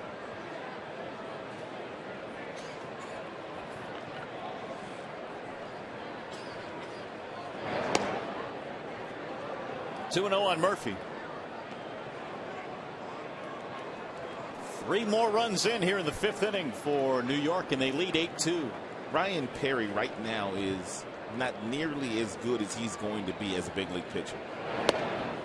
He is still about as green as you could be in the big leagues.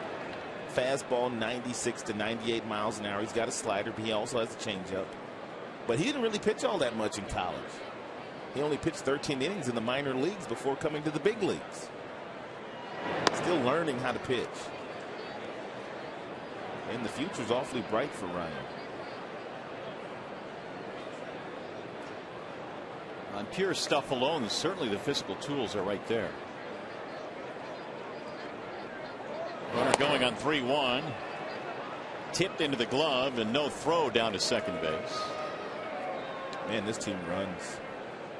And runs and runs. Different game in the National League. It is a totally different game over there. A lot of teams have a lot of guys that like to steal bases over there. I haven't really noticed that in our league. Not this year. 4 stolen bases tonight for the Mets. The 3-2. Lifted to left field and hit well. Bosch is going back to the track, leaps against the wall and hauls it in. Even their outs are hit hard. 3 runs in, extending the lead, and you're watching Tigers baseball tonight, presented by Bell Tire.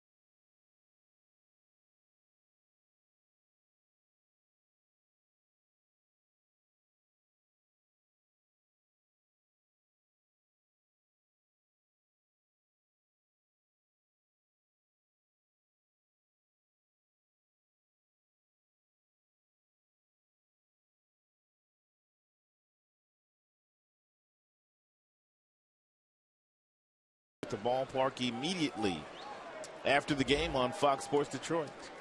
Somebody cracked open those garlic fries in the back of our booth. I did. Oh, did you? Yeah, I tasted one. And? Tastes pretty good. Pretty good, huh? She was right. Tastes pretty good. Now, do you think you could eat that whole thing? Absolutely not. Yeah, see, that's what I'm saying. Really, really good in small doses.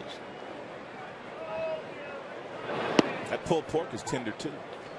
You sampled some of that, apparently. Think I did. 1 ball, 1 strike on Peralta. Tigers down 8-2 as we play here in the 5th. Only thing missing is that jungle juice she was bragging about. Easy now, easy. Maybe after the game. The jungle juice. They can give you a virgin jungle juice. Probably. It did look good, though. Johnny 0 for 1.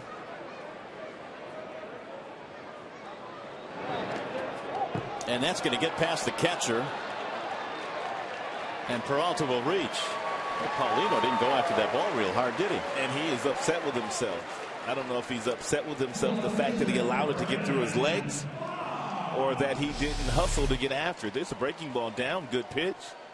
Right through the legs. It didn't get the tailgate down.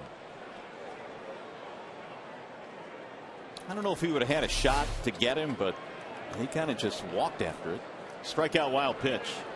5 strikeouts for Capuano. Here's Bosch.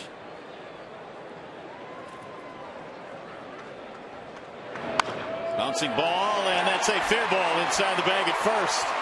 Peralta's on his way to third base. He's in there. Bosch goes into second. Tigers are in business.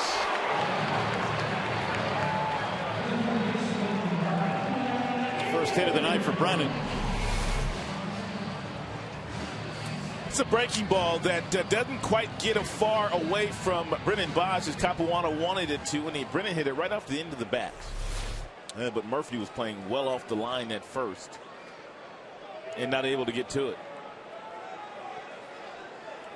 It's an even 20 doubles this year for Bosch. Here's Brandon Inge. He struck out his first time up.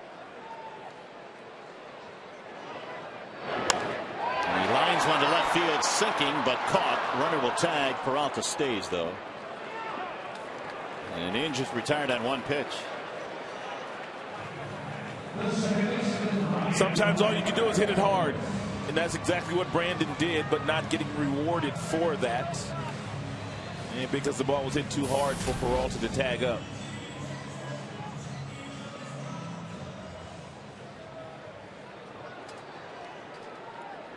Here's Rayburn.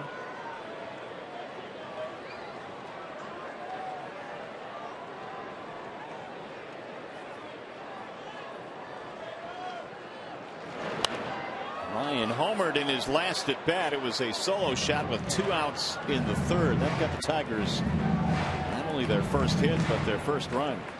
Capuano had started the game by retiring 8 straight.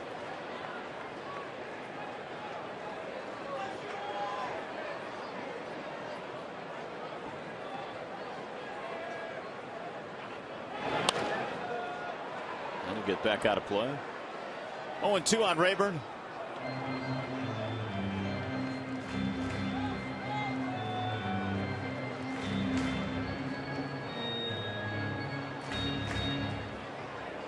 Tigers trying to take advantage of that wild pitch on the strikeout. Peralta is standing at third right now.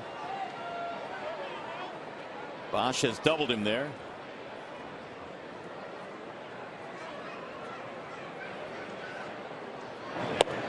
Missed it outside. 1 ball and 2 strikes. 69 pitches thrown now by Capuano.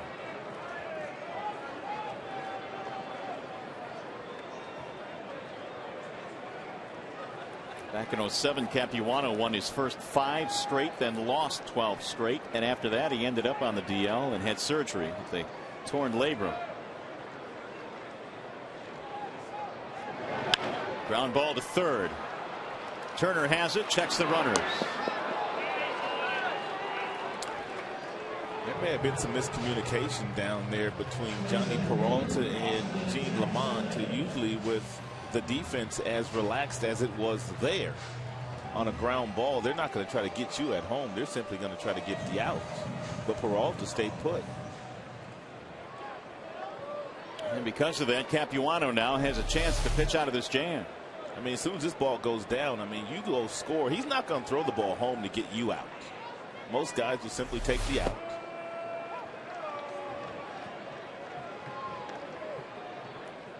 Austin 0 for 2, strikeout, ground out.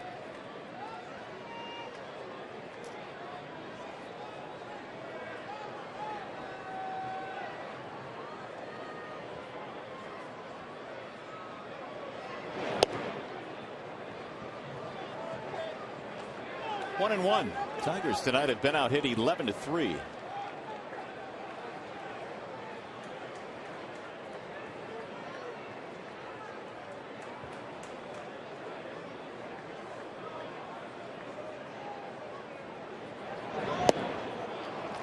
One and two.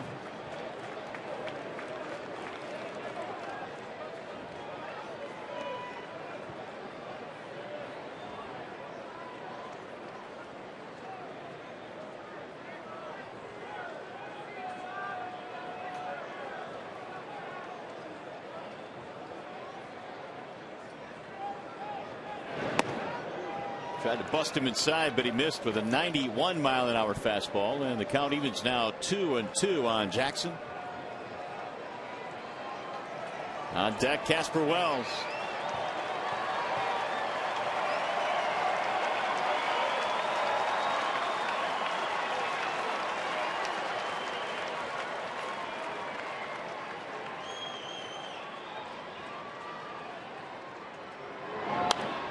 Fouled back out of play.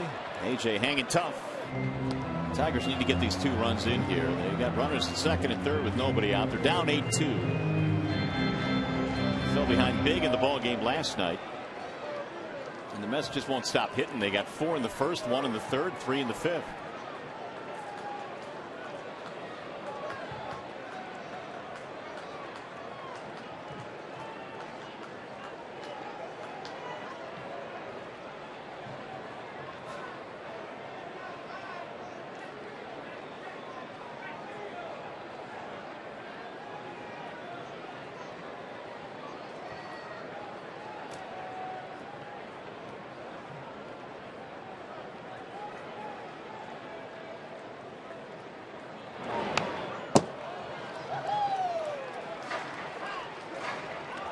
Two, the count stays on Jackson.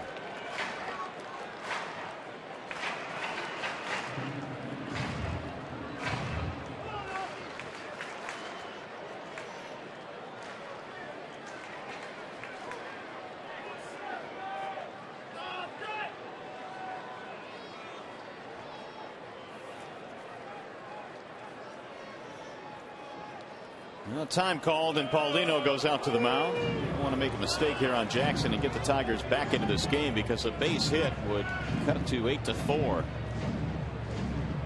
Tomorrow, the 2 teams will meet in the final game of this series. It's going to be Verlander and Mike Pelfrey tomorrow. And San Francisco comes in Friday, Saturday, Sunday.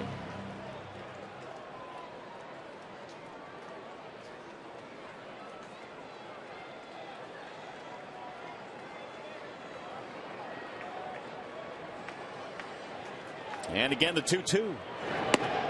Inside it high, 3 balls and 2 strikes.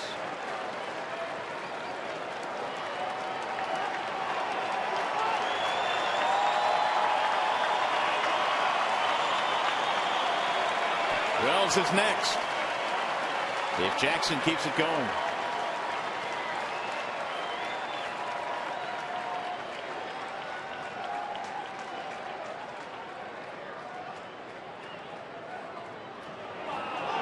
Still not on the same page. Crowd getting a little antsy.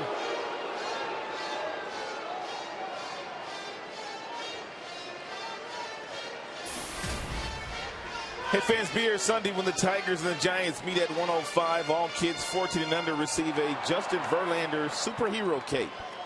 For tickets, call 866-66-TIGER or log on to Tigers.com. Now Capuano ready with the 3-2 pitch. And he got him. Strike 3.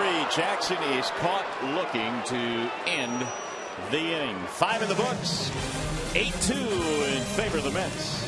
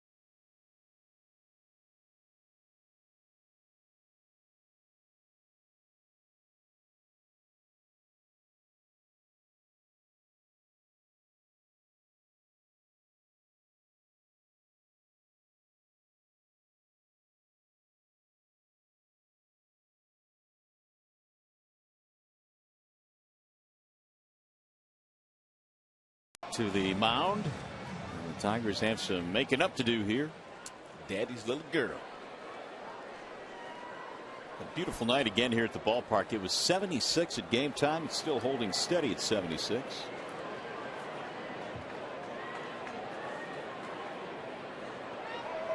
Ruben Tejada will lead it off here for the Mets in the 6th inning. Tejada, Reyes, and then Turner against the right-hander Ryan Perry. Perry took over in the 5th inning for Phil Coke. Strike 1 on Tejada. Single and a fly ball in this game.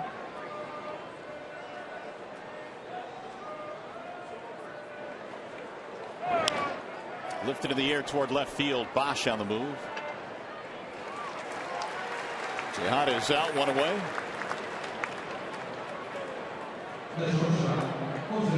Now Jose Reyes.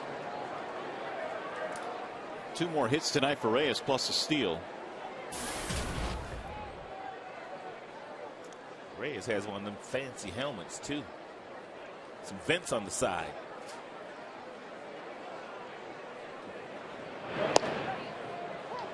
Strike 1 on Reyes. Play the way he plays. You can wear whatever you want to wear.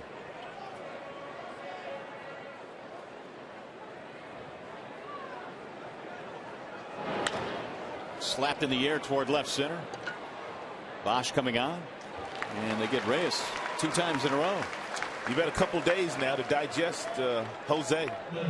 Would it be him or Tulo? Oof.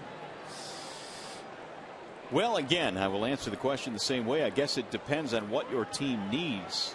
Obviously, Tulowitzki has more power, but I think overall Reyes is a more dynamic player, so I might go with Reyes. Couldn't go wrong either way. Nope. Both are tremendous players. I thoroughly enjoyed watching Tulowitzki for 3 days in Colorado. Turner waves and misses 0-1.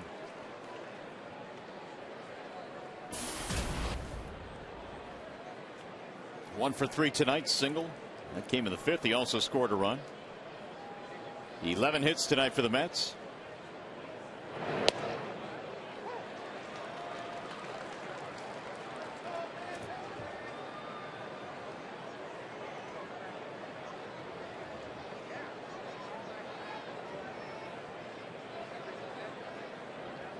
And the 0-2. Perry now has retired 5 straight. 5 of the 6 that he's faced since coming on in the 5th inning.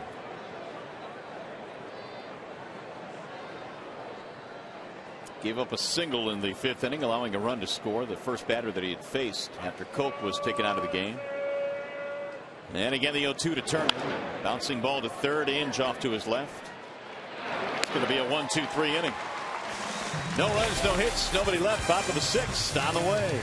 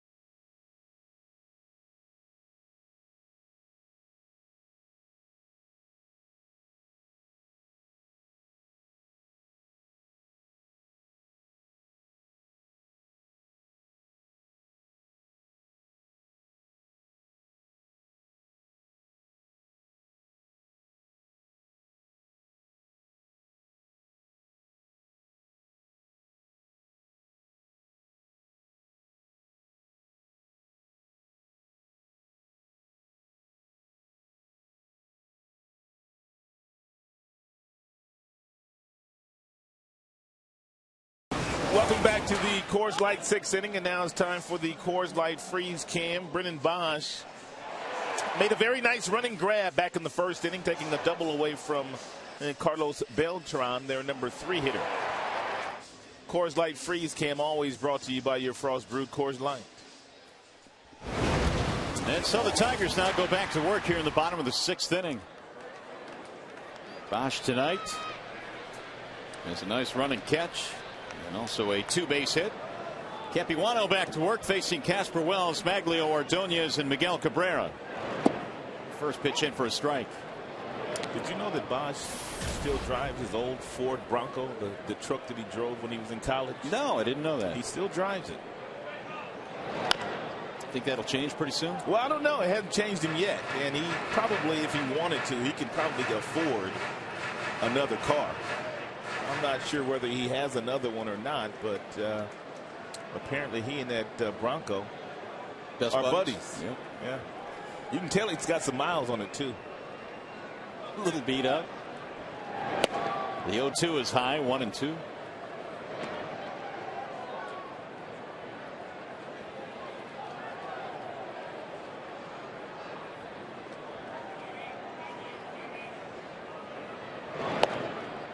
Make it 2-2 on Wells. What was your first car? Let me think. Gosh, it's been so long ago. A U-78 Firebird. A U-78 Firebird. Slow tap, hit slowly toward third. Capuano has it rolled by him. No play. Infield hit. Let's go back to the studio while we ponder our first cars. Time for a game break. Here's Mickey York.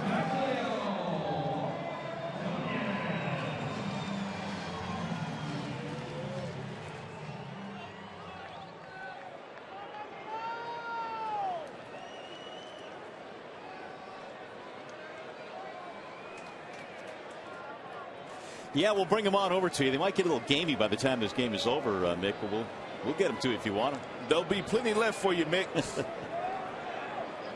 Here's Ordonez. Yeah, 78 used Firebird. The first day I brought it to school, somebody smashed into it. Did they really? Yep. That was a downer. How about you? What was your first car? A 77 Buick Regal. Really? You were styling that. Driven over the head of Turner down the left field line. Casper Wells coming to third. And stopping there. And for the second straight inning, the Tigers have runners at second and third, nobody out. Double for Maglio, who easily tonight could have 2 hits. Well, we'll see if they can cash these in, because they weren't able to cash the last couple that were standing on the second and third with nobody out the last half inning. That ball just over the glove of a leaping Turner.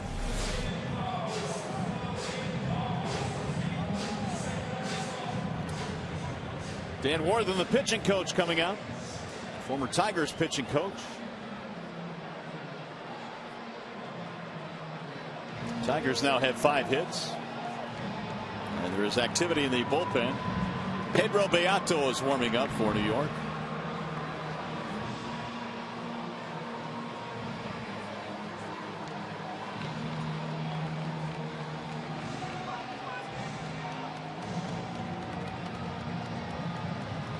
There's Dan Worthen.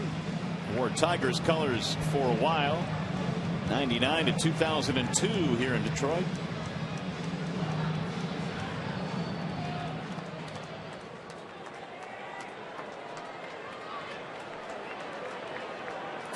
Now the Tigers have Miguel Cabrera up there with nobody out.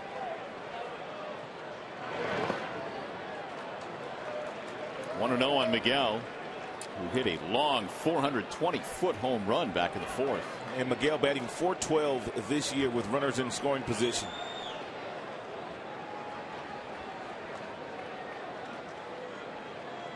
And pretty much has done that since putting on the Tigers uniform at the beginning of the 2008 season. He has been one of your more dangerous bats in the American League, if not the most dangerous bat.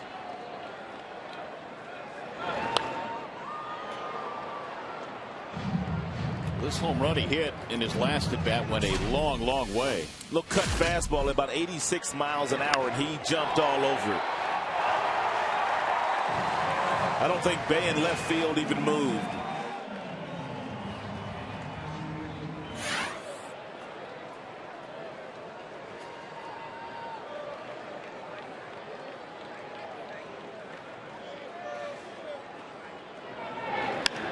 High drive, deep left center field, way back.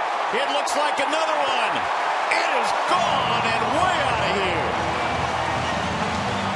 2 of the longest home runs Cabrera has hit all season. That was an absolute bomb.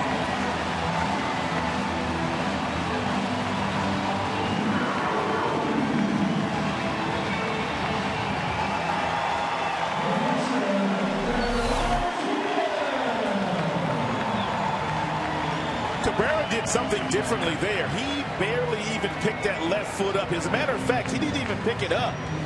He didn't strive whatsoever. He was thinking about getting something off speed. He knew that if he got that pitch, he could use all his brute strength in his arms and still drive it out of here, and that's exactly what he did. I don't think I've ever seen Cabrera do that before. Not the home run, but not using a stride. 20th time he's had a multi-homer game. That was an absolute bomb out there to left center. And the Mets are going to the bullpen. So Capuano is knocked out of this game here in the 6th inning. So as they make a pitching change, we'll be back. Pedro Beato coming in.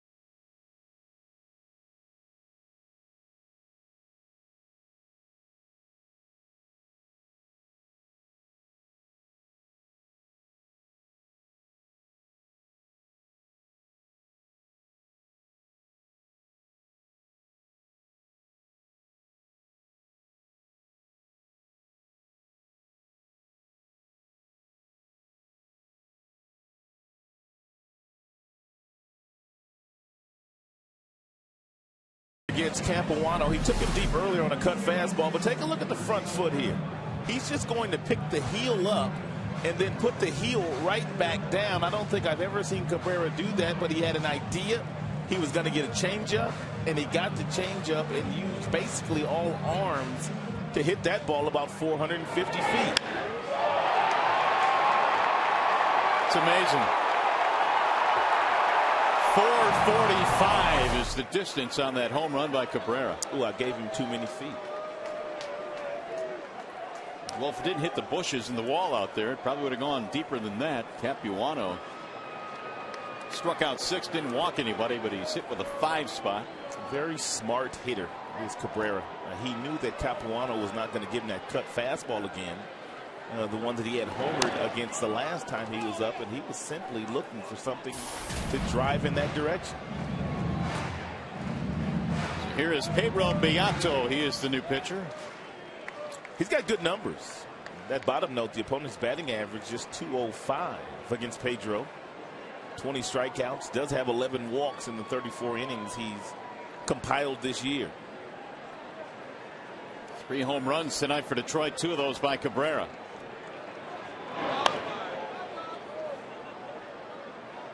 Beato has given up just 1 run over his last 7 2/3. Martinez, meanwhile, 0 for 2 strikeout ground out against Capuano.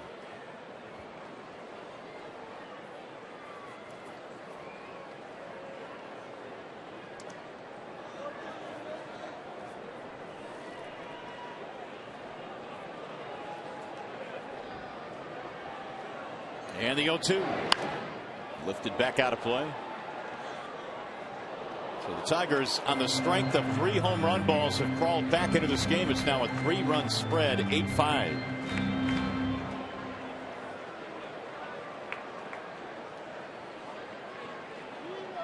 It's the second time, by the way, that Cabrera has hit 2 home runs in a game this year. He did it April 3rd at Yankee Stadium.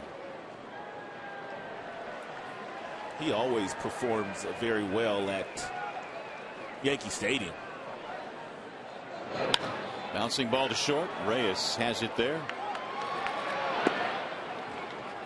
First out of the inning. Now Johnny Peralta.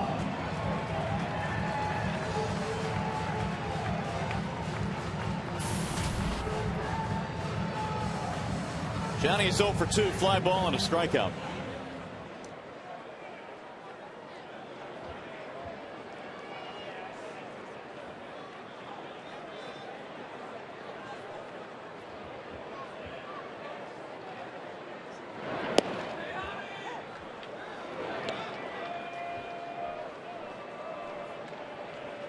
Beato is only 24 years old, out of Santo Domingo in the Dominican Republic.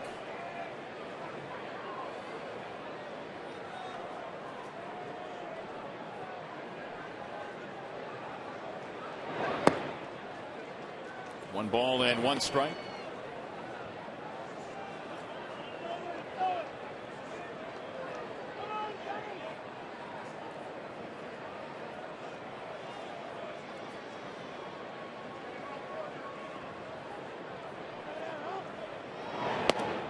Johnny couldn't hold up. He went around 1 and 2.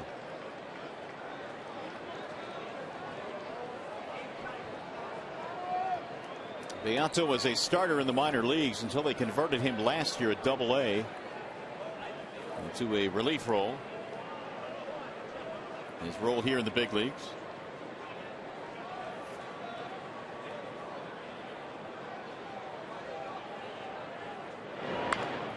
Rolled foul. 1 and 2 on Johnny Peralta.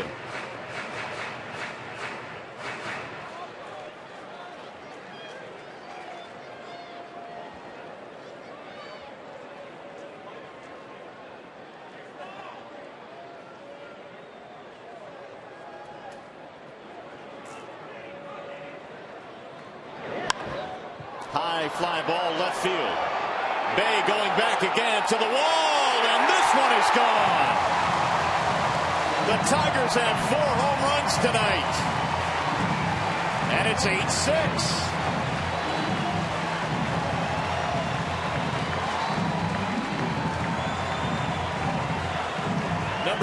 for Peralta. Johnny Peralta went down and got a breaking ball at the bottom of the strike zone from Beato, and he just flipped it out of here. With 2 strikes, he wasn't trying to do a whole lot. He let go of the top hand as he was making contact with the baseball, and he still had enough to hit it out of here. They're right back in this ball game. They are indeed. They were down 8-2 coming into this bottom of the 6th, and now it's 8-6. 385 on the distance for that home run by Peralta. Peralta continues to make a bid to get on the All-Star team this year. He now has 13 home runs, 47 RBIs, hitting over 300. Why is he not a lock on the All-Star team with the numbers that he's put up in this league as far as shortstops are concerned? Well, it depends on how much room there is. Again, every team has to be represented. So I don't think that makes anybody a lock, really, aside from a select few. But certainly his numbers are worthy. Johnny did not hit his 13th home run last year until August 26th. And that came at Toronto. Big swing there by Bosch, 2-2.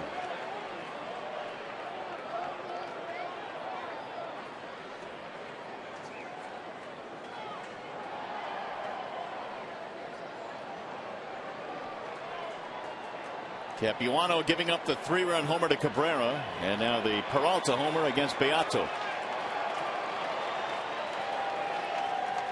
Here's the 2-2. Popped him up.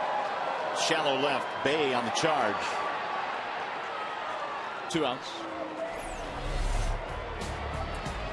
Hey fans, voting is open for the 2011 All-Star Game in Phoenix. Help send your favorite Tigers by voting up to 25 times at Tigers.com.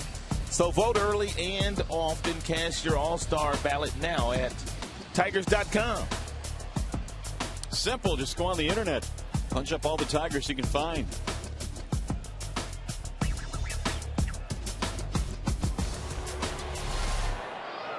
Here's Brandon Inge. And he looks at a strike 0-1. Each team has a 4-run inning in this game now. The Mets got a 4-run first. The Tigers a 4-run 6th.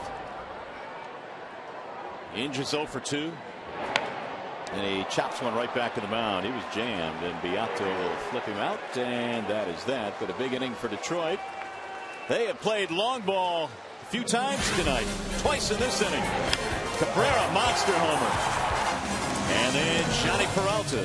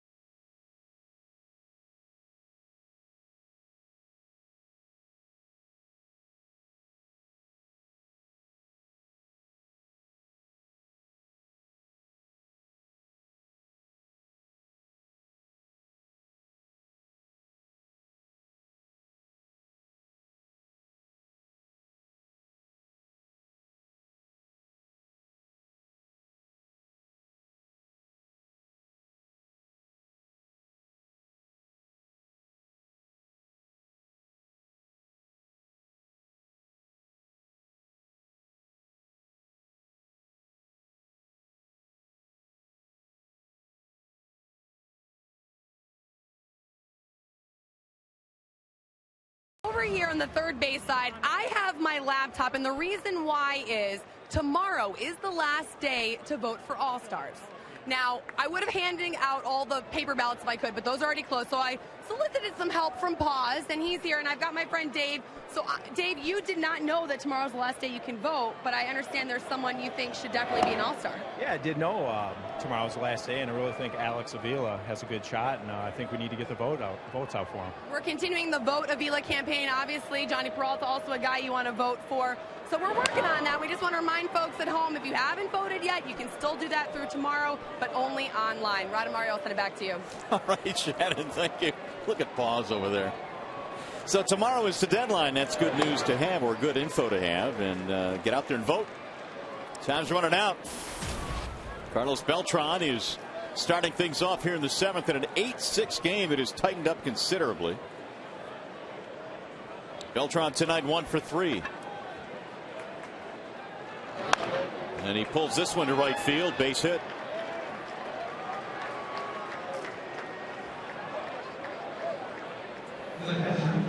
Twelve hits now for the Mets. Beltran has his second. That'll bring up Paulino.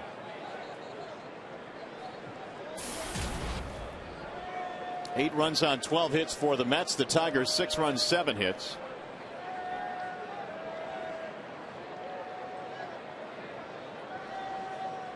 Rick Knapp making a visit out to the mound. There is action in the Detroit bullpen. There he is.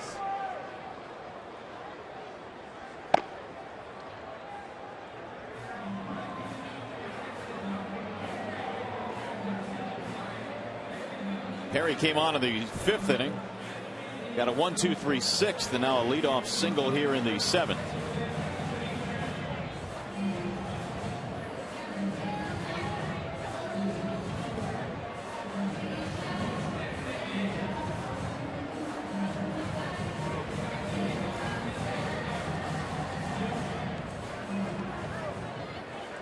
The Mets have already stolen 4 bases in this game today. Beltran has 3 steals this year. He has not been caught. And so if you're Ryan Perry, you want to make sure that you pay a little bit of attention to him.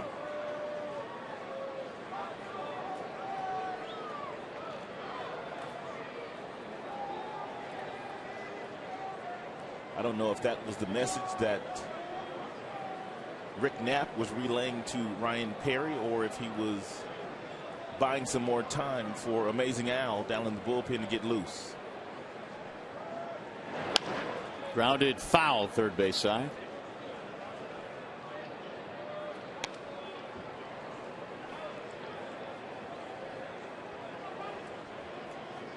Oh, and 1 on Ronnie Paulino. RBI double back in the 5th. 2 hits tonight for Paulino.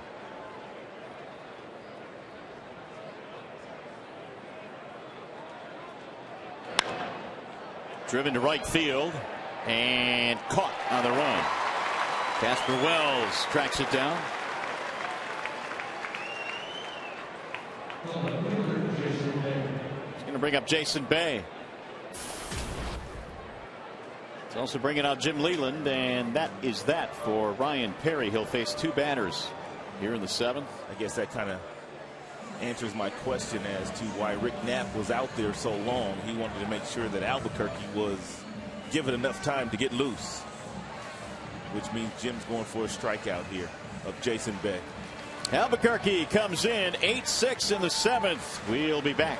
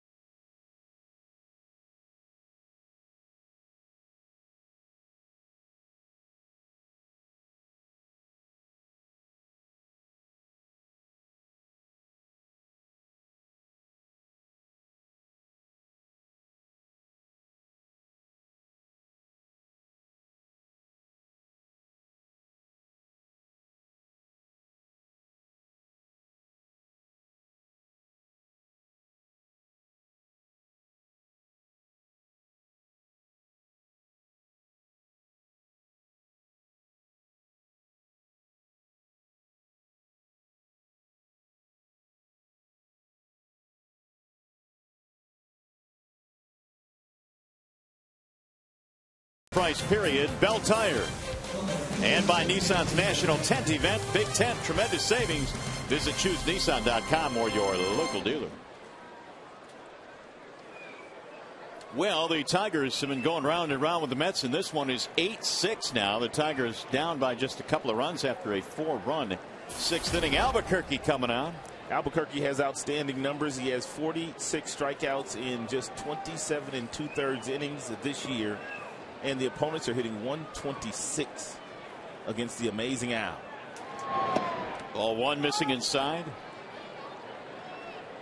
Jason Bay, single walk, and 2 runs scored.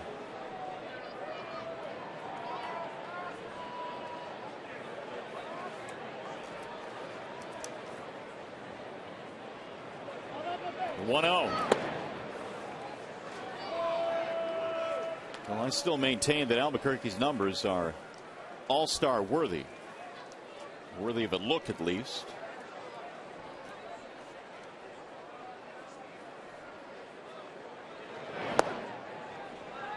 Well, he's gone 3-0 now on Bay. 126 average against for Albuquerque. You saw the numbers. Pretty impressive. Here's the 3-0. And he walked it. So that's going to put 2 aboard now for the Mets. When you look at Albuquerque's numbers, sometimes you really do not know how well they've done in situations where they've come into a game and they've inherited the other pitcher's base runners. But take a look at what Albuquerque has done in those situations. Of the 22 he's inherited, only 1 has scored. He's in jeopardy of number 2 touching home plate here with Beltran standing at second base. That's Perry's responsibility. Angel Pagan, the batter. And Albuquerque is yet to throw a strike.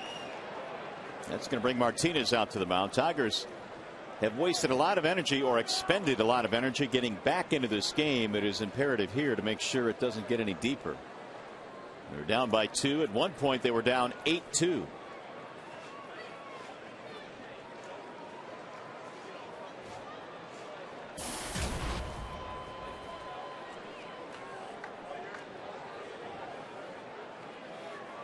Pagan has driven in a run tonight, a 4-run first, 1 in the 3rd, and 3 in the 5th for the Mets tonight.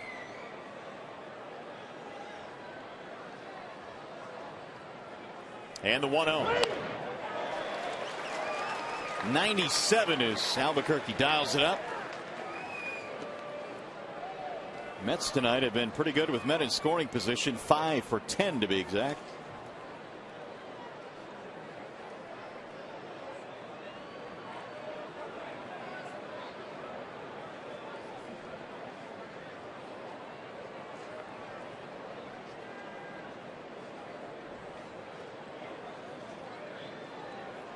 Inning started with a base hit by Beltran. He is at second base. Bay is at first after walking. Ground ball right side. Cabrera has it. Spins to second for 1. Relay. Not in time. Albuquerque covered. They almost turned 2. Pagan runs too well. Any other base runner, and with the exception of Jose Reyes, they turn 2 here.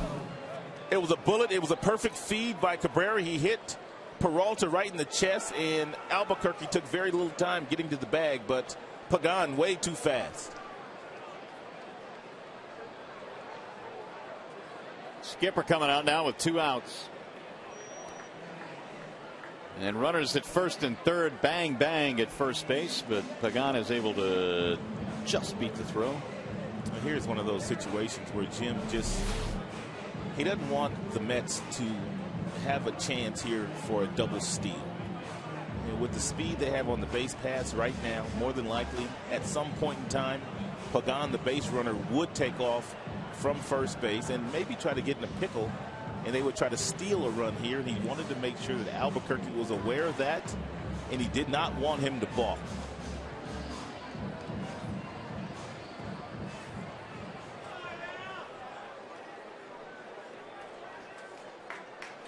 Scott Hairston will try and drive in a 2-out run. He drove in 3 back in the first with a triple. Good fastball hitter. Really good fastball hitter. Even at 97 miles an hour.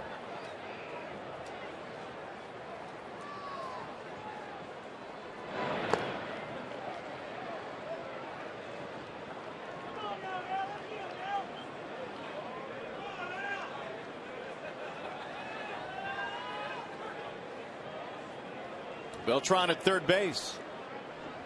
Began at first. 8-6 Mets were in the 7th.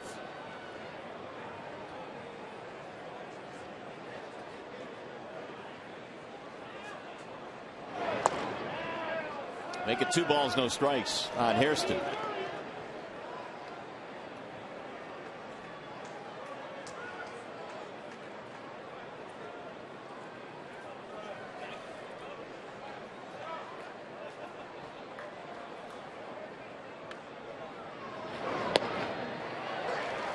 '97 again from Albuquerque, right down the middle of the plate, 2-1. Koch and then Perry, and now Albuquerque.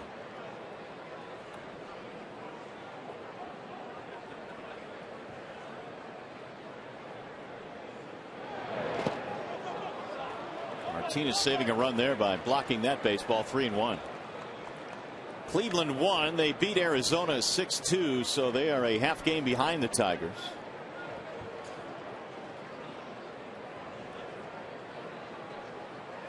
Cleveland's bunch came into this one with a record of 43-37.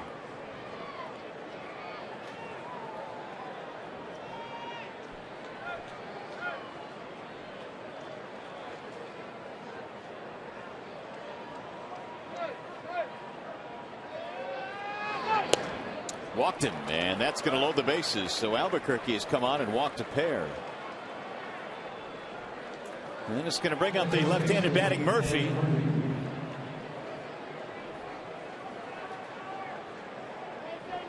Tiger pitching tonight now has walked 4 batters. Murphy career at 308 with the bases loaded.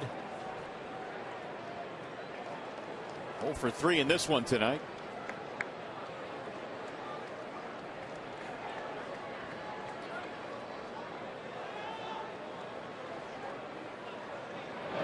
Swing and a miss.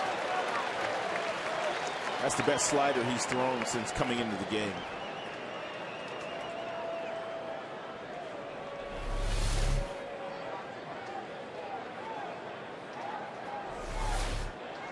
Murphy way over the top of that one. 1 ball, 1 strike. This is a risky situation here, even though Victor was able to get down and block that last breaking ball in the dirt. Albuquerque really needs to be careful here. You don't want a wild pitch.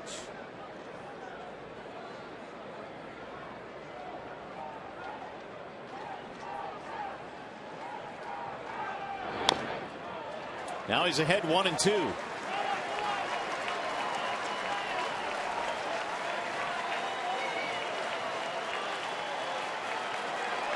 One pitch away from getting out of this jam here in the 7th inning. Here comes the crowd. 26,338 tonight.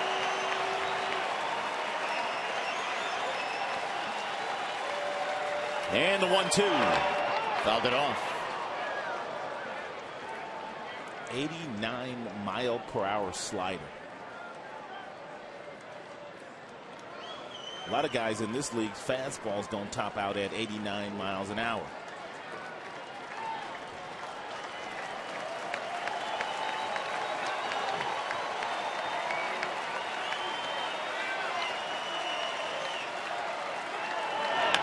Ground ball right side and under the glove of Ryan Rayburn. 1 run is scoring. Here's the 2nd run coming in. The throw is late. And the Mets get 2 more runs.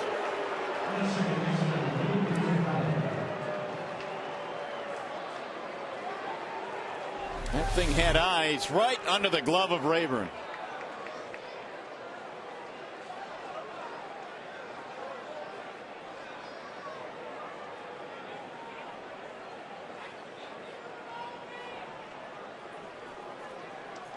So big knock there by Murphy, and that makes it 10-6.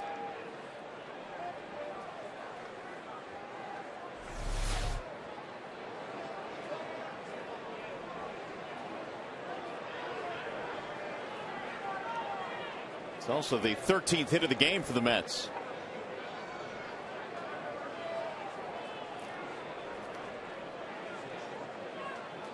Here's Tejada. Ball one inside to Ruben Tejada. So the Mets continue to do a lot of their scoring with 2 outs. And just as the Tigers had got it to within a 2-run game, it's back up to 4 now.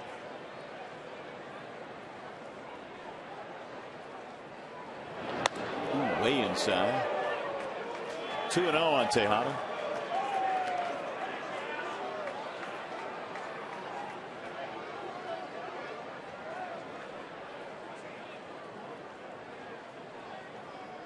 Book is closed now on Ryan Perry.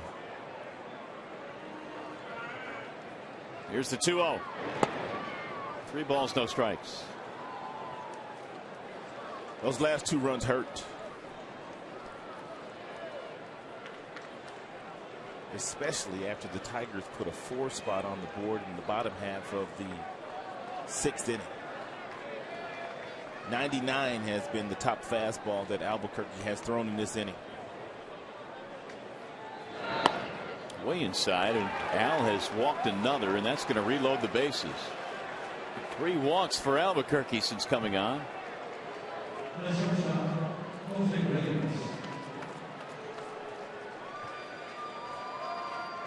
And this is the last guy you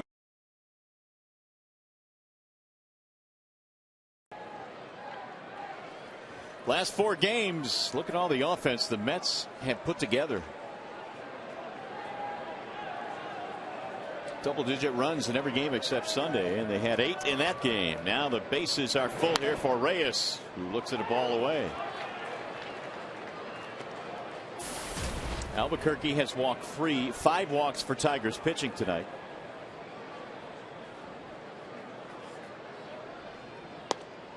There's a strike, 1-1.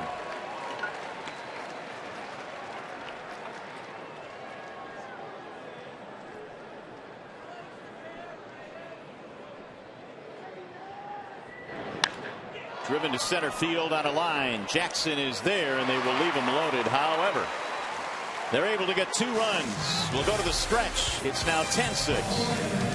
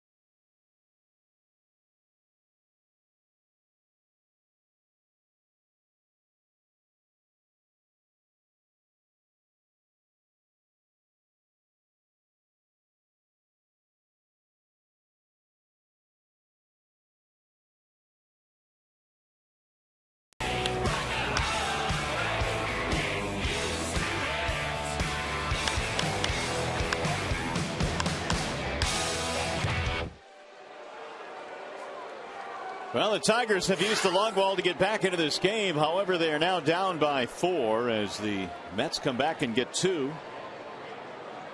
And Ryan Rayburn leads it off. He is homered in the ball game tonight. And he takes ball 1 from Beato. Beato came on in the 6th inning, surrendered the home run to Peralta after Cabrera hit a 3-run shot.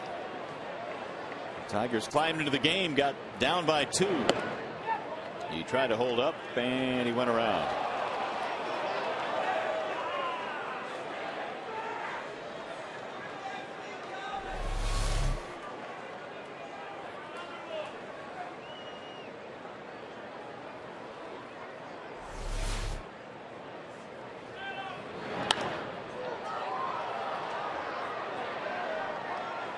One and 2 on Ryan Rayburn. He'll be followed by Jackson and Wells. Capuano started, was knocked out of the game on the 3-run Cabrera homer. And Miggy tonight has hit a pair of shots. Got 4 RBIs tonight.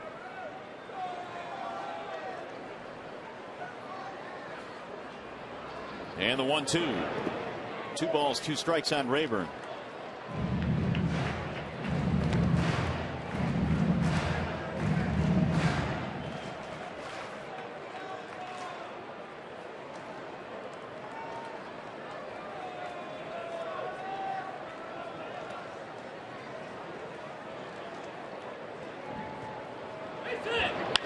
Ground ball, fair ball, inside the bag at third base.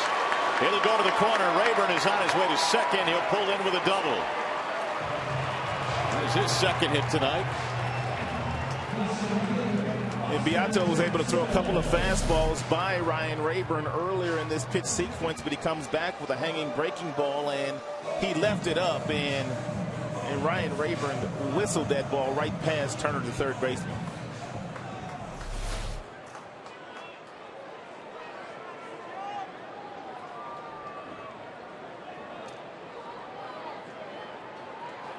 Here's Jackson.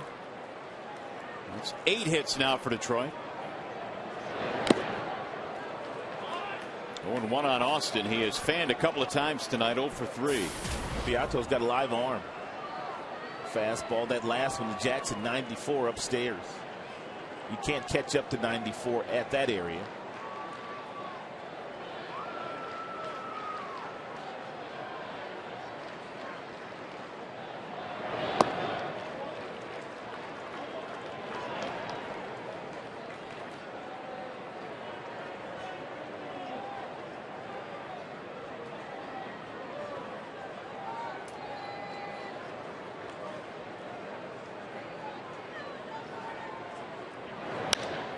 High fly ball, center field. Pagan. Comerica Park swallowed that ball up. Move Rayburn to third base. 1 gone. That's about as far as Jackson can hit a ball. Our Comerica game summary tonight. Rayburn, Peralta, each with solo homers. The big bat tonight for the Tigers, though, belongs to Cabrera. He's knocked in 4 with a couple of homers. And Reyes in the series, 6 for 9. And 4 runs scored as well. Andy Dirks has been announced as a pinch hitter for Casper Wells.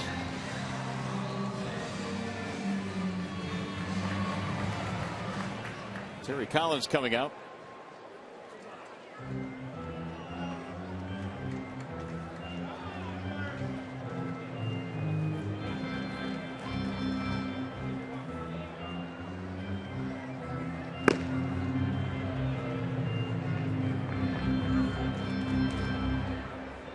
And now Collins finally signaling to the bullpen, so Beato coming out of the game. And the Mets will go to the pen.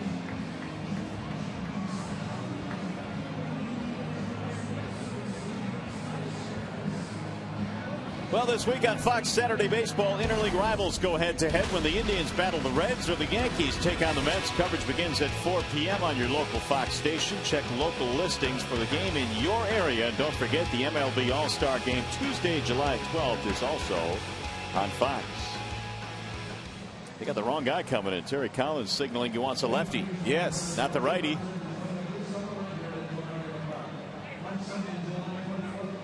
Had to signal twice. So Parnell is not coming in.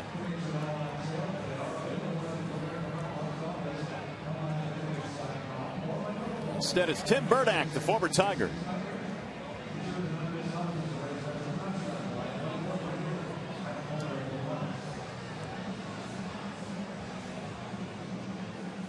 Leland having a chat now with Ed Hickox about whether or not the Burdack should be allowed to come in because Parnell had made his way onto the field. And then Collins signaled, no, I want the lefty. At least I assume that's what they're talking about.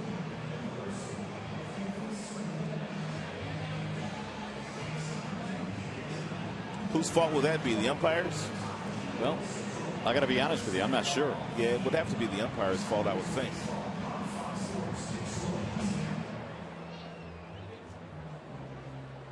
And the conversation continues with Leland. Of course, Jim's had some really in-depth conversations with officials in recent days. Here are the numbers on Tim Burdack. Not bad. And for the former Tiger, pretty good fastball. Nice little breaking ball from Burdack. He's pitching in his 34th game this year for the Metropolitan.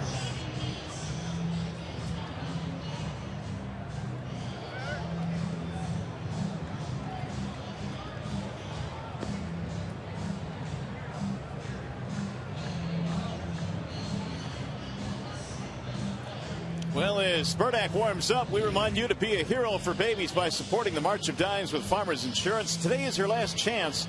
Text HERO to 20222 to make a $5 donation or visit your local farmer's agent at farmers.com.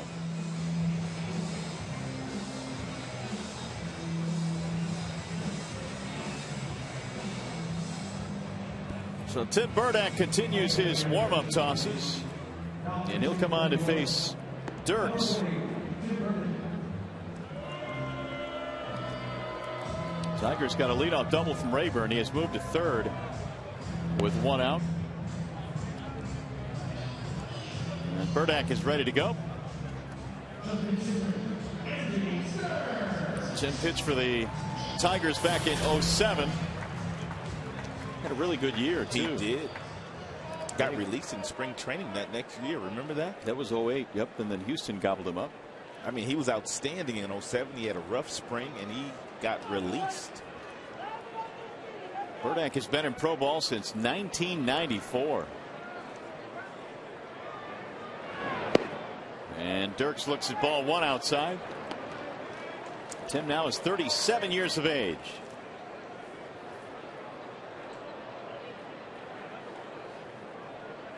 Didn't have the handlebar mustache when he played for the Tigers. High fly ball, right field, down the line, and that ball is gone. Home run. Pinch hit, two-run shot. Andy Dirks.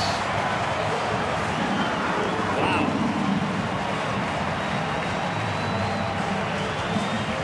Five home runs tonight for Detroit.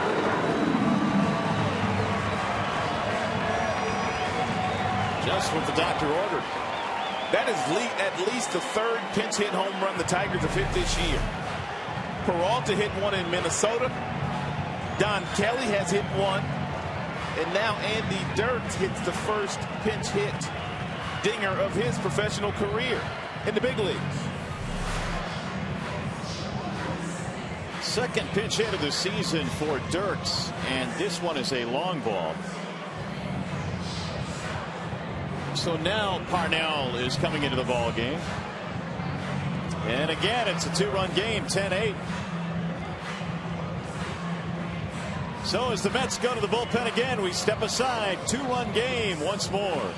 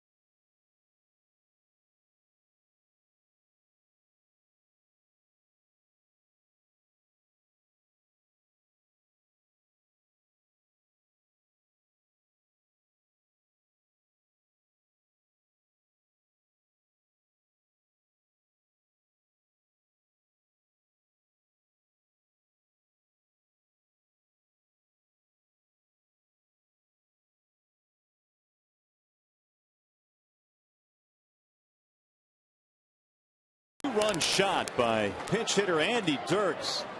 Makes it a two-run game again, and so Parnello's on to face Maglio Ordonez. Still only one out of the inning. 97 with that first pitch fastball there from Parnell. And you can see he's averaging over a strikeout an inning this year with that power fastball.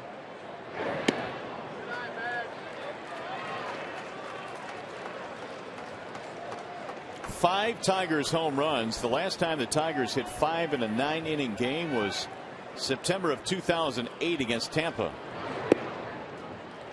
2 balls, 1 strike. Dirks has gone deep.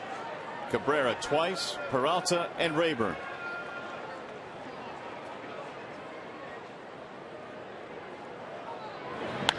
Bouncing ball to second.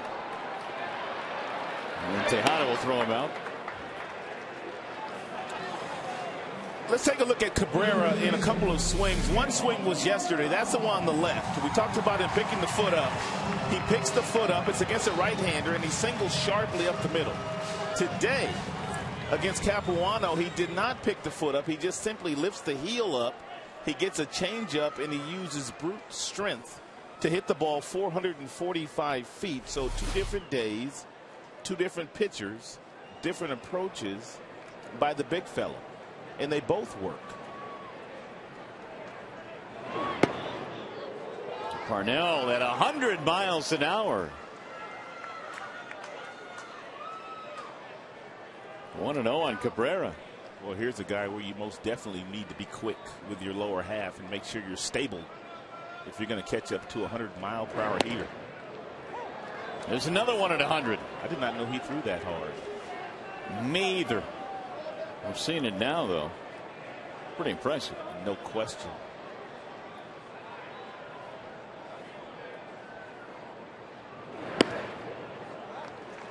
When guys throw as hard as Parnell is throwing, Cabrera will not try to pull him. He knows he can't turn on a heater over 100 miles an hour. He will simply try to hit the ball to right field, and by taking an inside-out swing.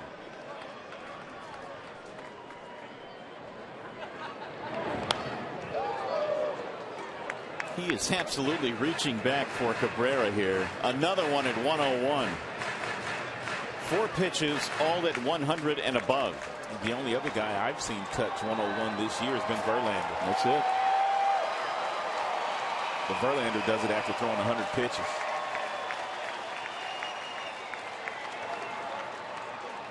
And the 2-2. Low and away. 3 balls, 2 strikes. 103. You saw Parnell playing with his glove that time. He kept wiggling and wiggling and wiggling when the ball was in his hand and his glove. He wanted Cabrera to think that he was going to throw him a breaking ball. 103 on that last pitch. See what he comes back with here on 3-2. And it's going to go foul. Last one at 102. I don't even know how he fouled that ball off.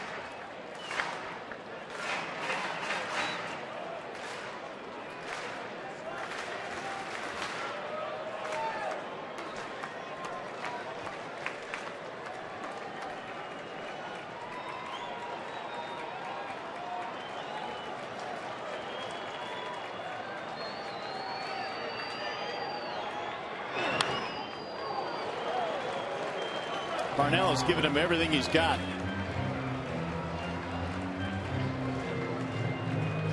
This will be the 8th pitch coming up in this at bat. Everything has been over 100 miles an hour or at 100. Martinez would be next. Tigers down by 2 in a slugfest tonight, 10-8. And he walked him. 93-mile-per-hour slider.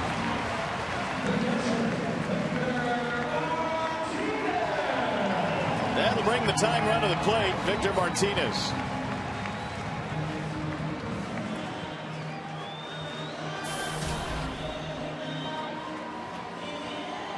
Tigers have scored 6 of their 8 runs in the last 2 innings. Martinez 0 for 3.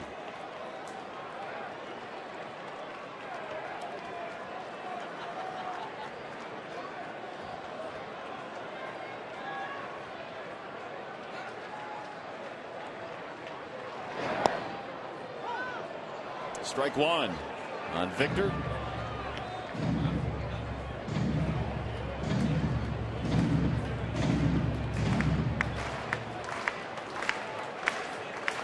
Victor Martinez batting .426 this year following a Cabrera base on balls.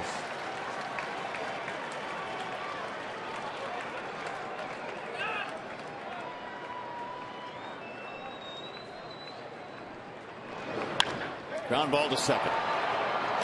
Tejada has it, and that will end the inning. But the Tigers again get two back. On the home run by Dirks, it's 10-8.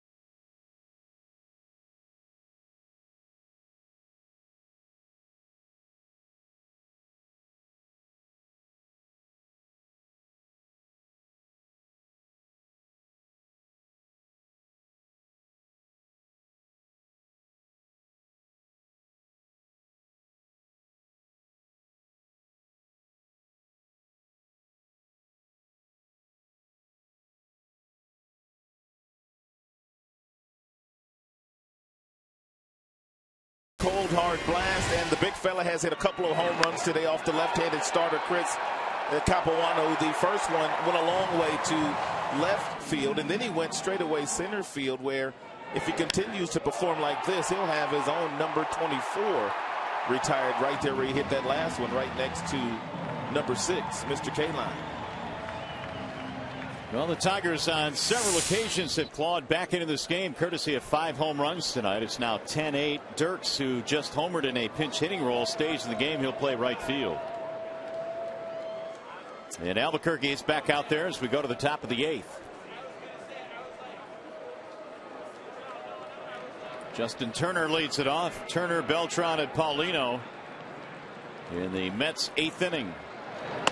First pitch rides inside on the right-handed batting Turner. The Tigers showing a lot of fight in this ball game tonight, but they can't stop the New York Mets from scoring. Every time the Tigers score, they score.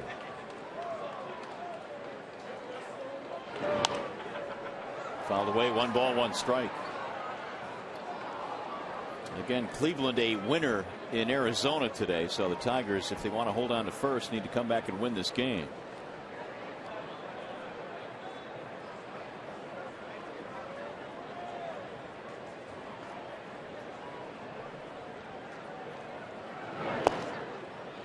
Two balls, 1 strike.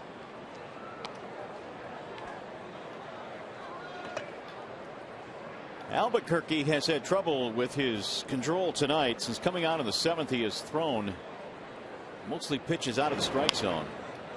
17 of the 27. That ball is rolled foul.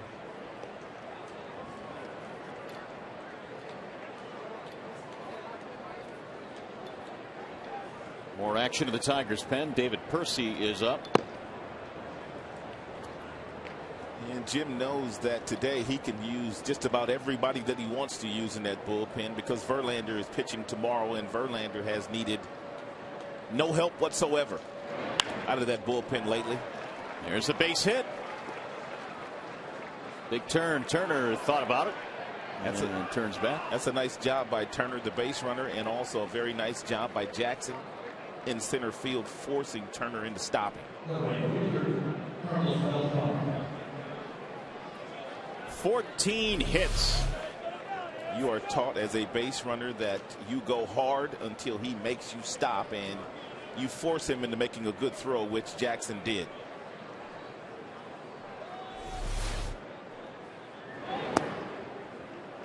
Ball one to Carlos Beltran.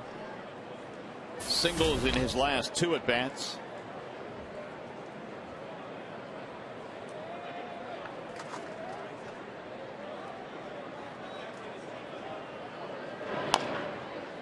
Chop foul. 1 ball, 1 strike. 18 hits last night for the Mets, which was a single season high. They've added 14 more tonight.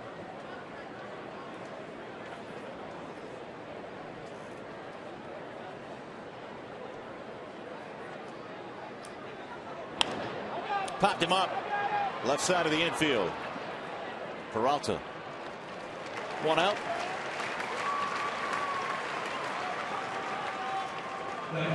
Bring up Paulino, the cleanup hitter.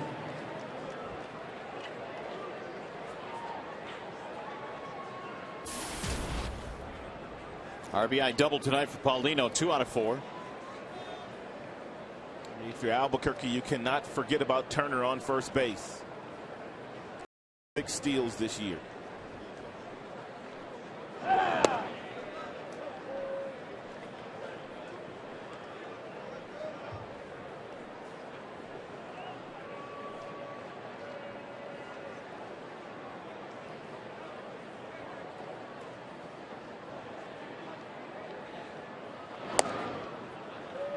Two and 0.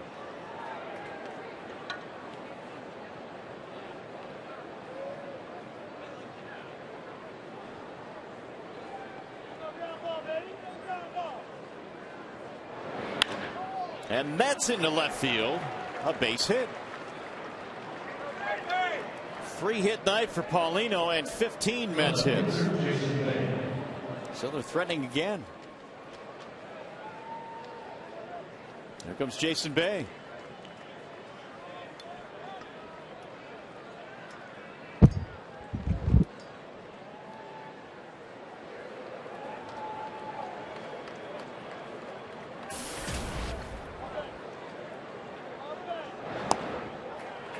Albuquerque, since coming out of the 7th, has walked 3, and he has given up 3 hits.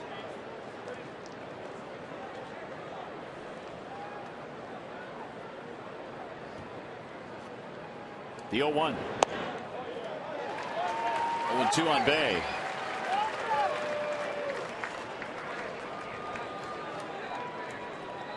We've had some guys throwing some heat out of the back end of these bullpens in this game. Albuquerque at 97, as high as 99.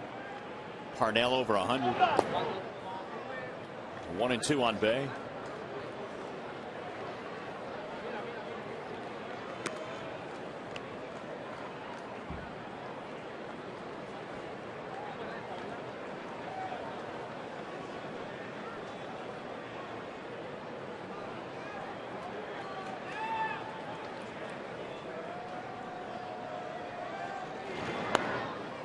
Two balls, 2 strikes. Angel Pagan waiting on deck. Each team tonight has a 4-run frame.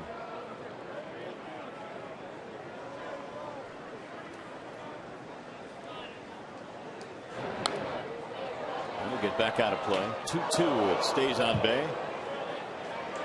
Right now, the big hit was the 2-run single by Murphy in the 7th inning off of Albuquerque. That extended the lead to 10-6 before Dirks hit the home run to make it 10-8. Now trying to keep it a 2-run deficit.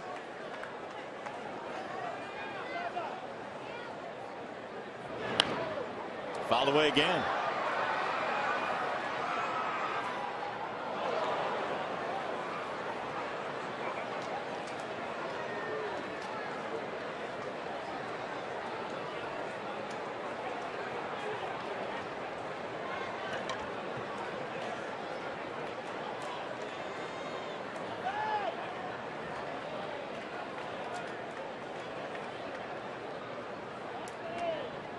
Inning started with a single by Turner. 1 out later, a base hit by Paulino.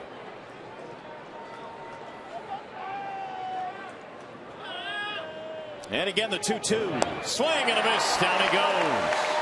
Bay is retired. That's a big out.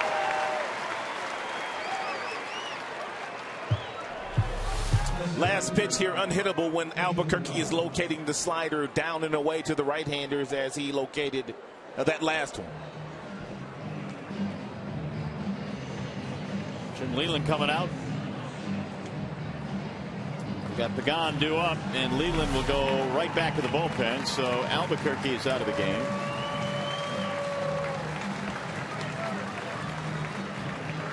David Percy comes trotting in from the Tigers bullpen.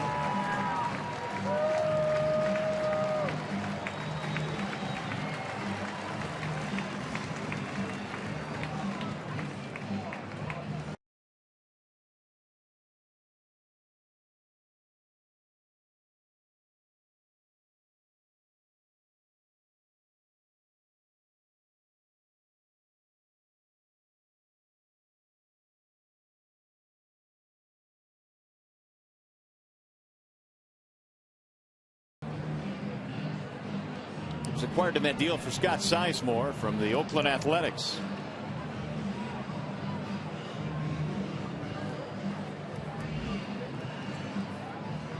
It is now time for the Home Depot doing more on defense, and Jason Bay, their left fielder, has made a couple of nice plays in this game.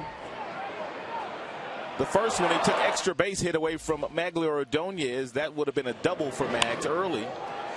And then Peralta made a bid for a home run, which Bay overran and then simply was able to pick up. But he was also battling the sun as well on that second play he made in left field.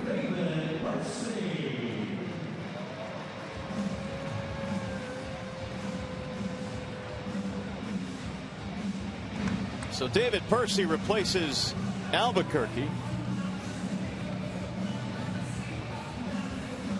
And he will face Angel Pagan, who in this ball game tonight has 2 hits and an RBI. And Jim turning him around to his weaker side. And Pagan only hits 173 right-handed. He's hitting 281 left-handed. So Jim obviously looking at the numbers here and hoping that David Percy can do his job.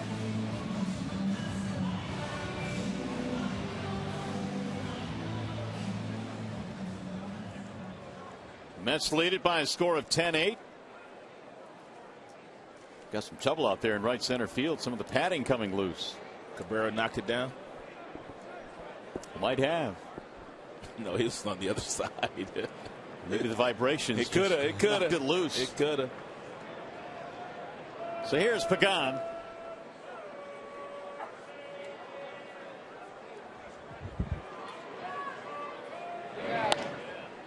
He cues one foul off the end of the bat. 0-1 on Angel Pagan. Good fastball there from Percy. Percy got his start in professional baseball as a starting pitcher. As a matter of fact, he made his major league debut, his first start of his career against the Tigers in Toronto a few years ago. Struck out quite a few in that game, but he also walked quite a few Tigers that day.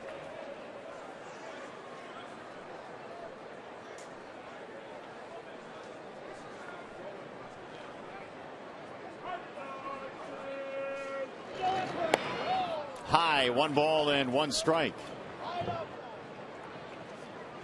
Tigers in the bottom of the 8th will have Peralta, Bosch, and Inge.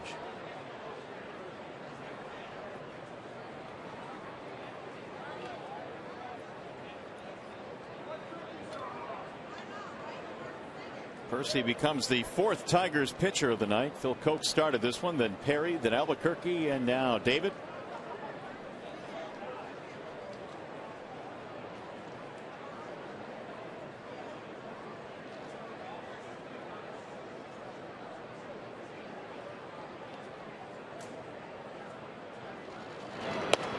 High again, 2-1 on Pagan.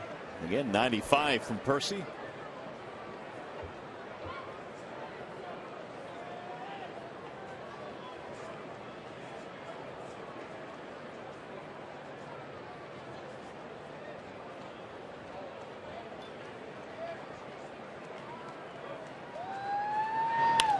Driven down the left field line. It is a fair ball, and it goes to the corner.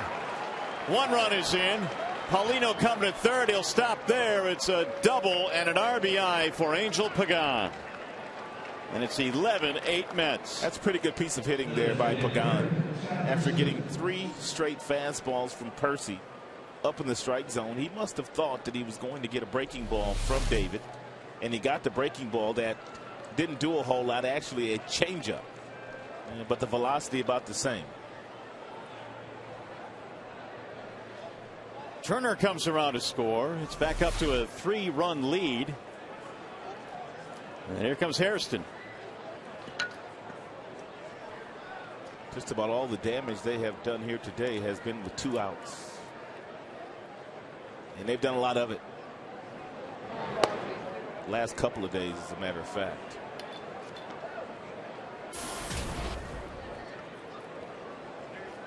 Hairston had that big triple early on that led them to a 4-0 lead in the first inning. It cleared the bases for 3 RBIs. Also a walk tonight. That triple was with 2 outs.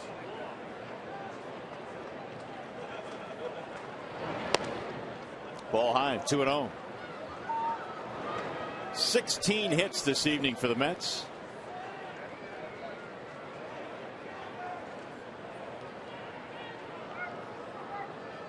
And now with a 2-0 count, they're just going to go ahead and put him on. Intentional walk will load the bases. Lefty Daniel Murphy waiting on deck. And there is ball 4.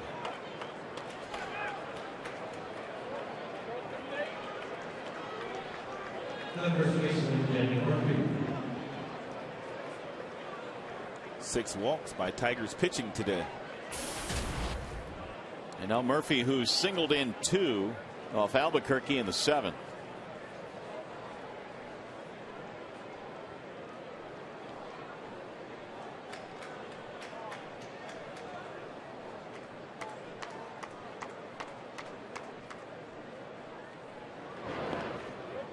And Martinez smothers it.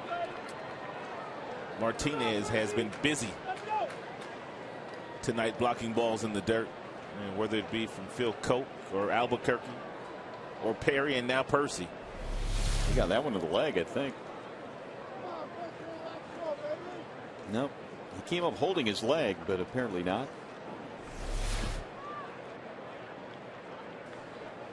One ball and no strikes.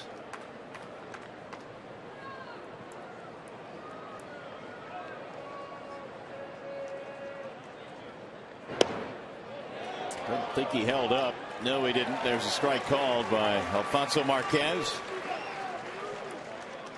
1-1 on Murphy.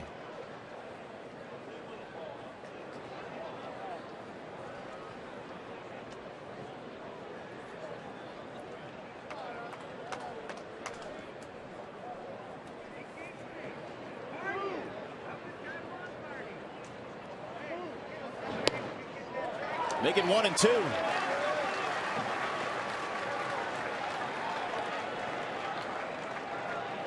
Tejada would be next.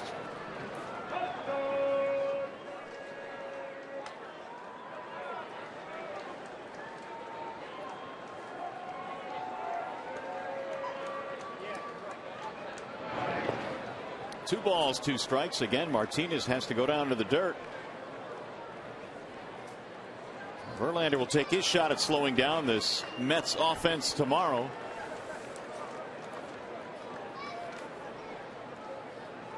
JV in the finale against Mike Pelfrey, and Verlander will be in search of his 11th victory of the season. He'll come in at 10-3 tomorrow.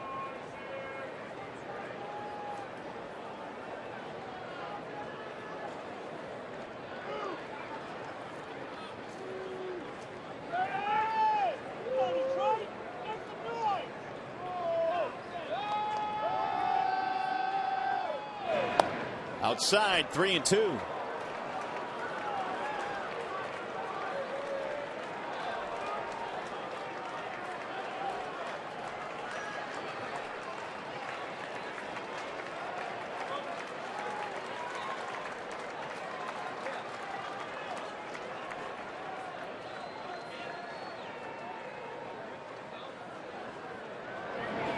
Ground ball back up the middle into center field.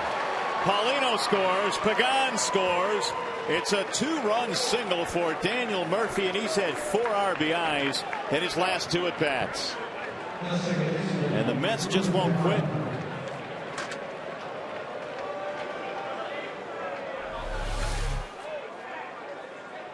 Three-two count, nowhere to put him. If you're Murphy, you knew you were going to get a strike and it was going to be a fastball, and it's pretty much going to be right down the middle.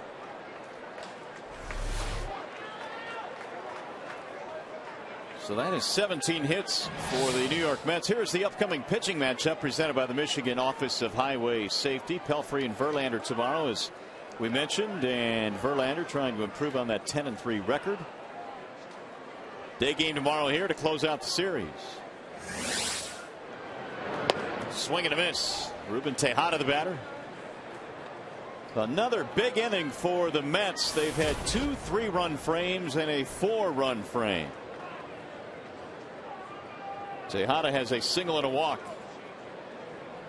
They have averaged 12 runs per game their last 4 games. They've just picked up another run. The number 9 hitter, Tejada, singles one in. 12 runs a game. That means Reyes will come up. Hairston scoring, and it's 14-8, so that makes it back-to-back nights in which the Mets have picked up 18 hits. They have scored 50 runs in their last 4 games. 50 of them. Rick Knapp coming out. Here's the amazing thing. 21 of the 28 runs in this series for Terry Collins' team coming with 2 outs. Yeah, that's not good. Tigers just have not been able to shut the door. And their second 4-run inning of the night has happened here. 14-8 Mets.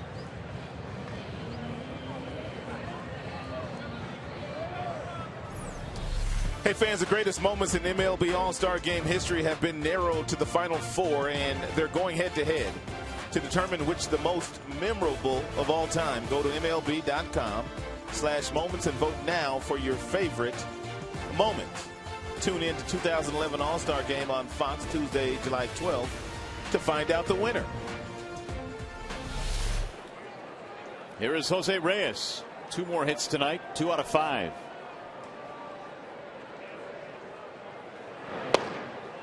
Ball 1.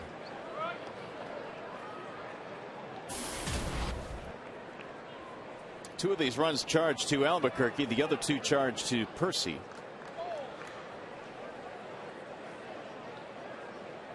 As the Mets equal their season high with 18 hits.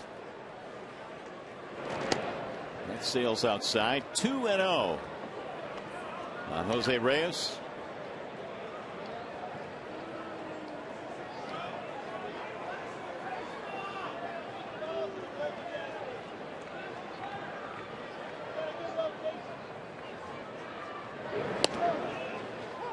Make it 2-1 on Reyes.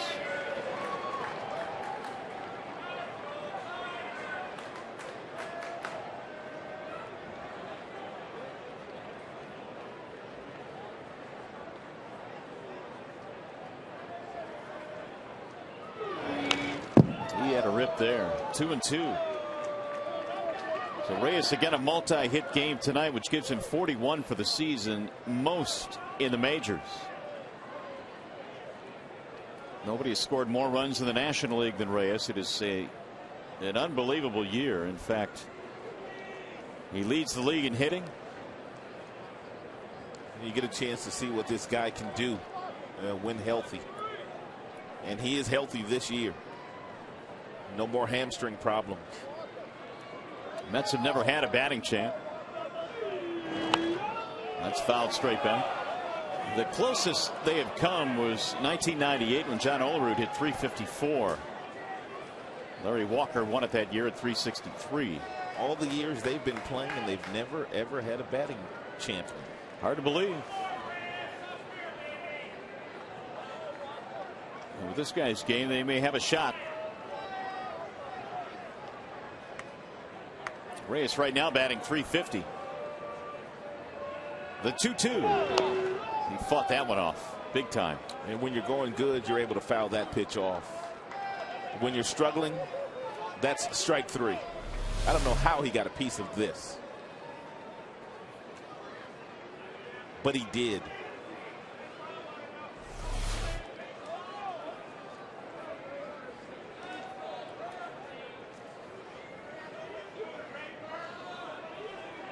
Matt Kemp came in second in the National League in hitting. He was at 332. There's a ball high, run it full now, 3-2. He's a pretty good player. We have seen some of the best individual talent in interleague play this year. Matt Kemp hit a ball a couple of days ago at Target Field, straightaway center field, big fly. And we know the ball doesn't travel there. Fly ball right field. Dirk's under it, and that finally ends the inning. They send 9 men to the plate, score 4 times. Tigers baseball tonight is presented by Bell Tire.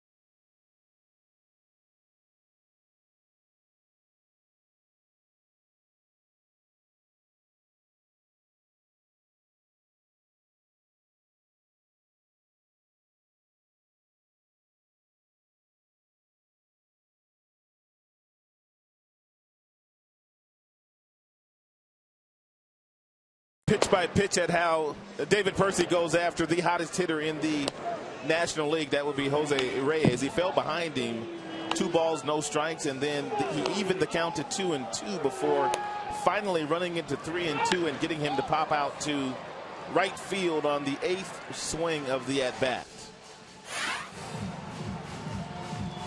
Well, a 4-run 8th has now made it a 14-8 ball game. The Tigers have a lot more work to do now. And it'll be Johnny Peralta to lead it off, then Brennan Bosch and Brandon Inge. First pitch is down the middle, a strike from Jason Isringhausen.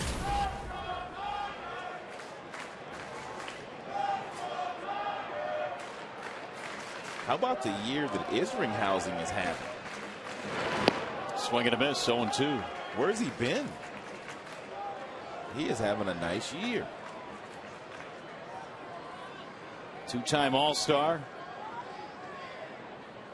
Isringhausen had as many as 47 saves with the Cardinals in 2005. The 0-2.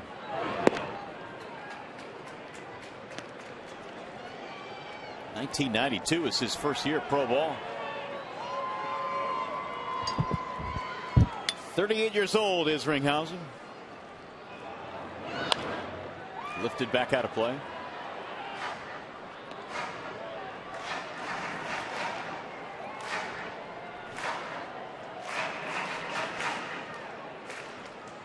Began his career with the Mets, and after stops in Oakland, St. Louis, and Tampa, he's back where he started.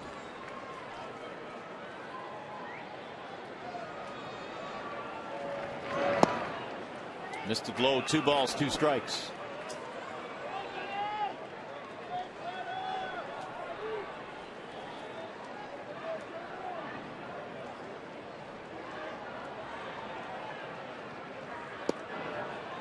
Now 3-2 on Peralta. Was Isringhausen part of the big 3 they had back in the day with Pulsifer, and I'm drawing a blank on the third guy that was supposed to be really good when they had those 3 guys? Right back up the middle into center. It's a leadoff single for Peralta.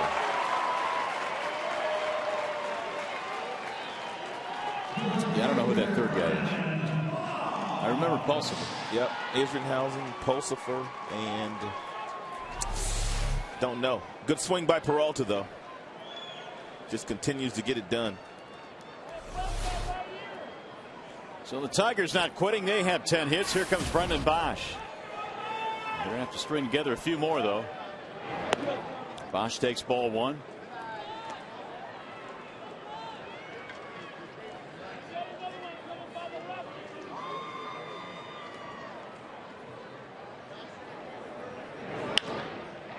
Lifted toward left. It is slicing. And it goes foul.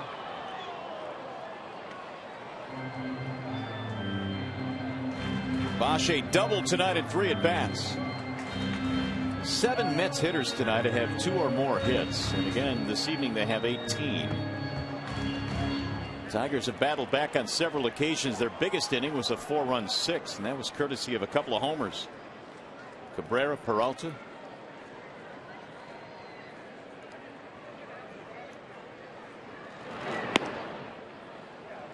Two and 1. We talked about it at the top of the show, the fact that there could be a lot of runs scored in this game. They have some good offensive players, and their team is hot right now. And the Tigers have 5 players in the top 13 in batting in the American League. So you knew it was going to be some runs scored.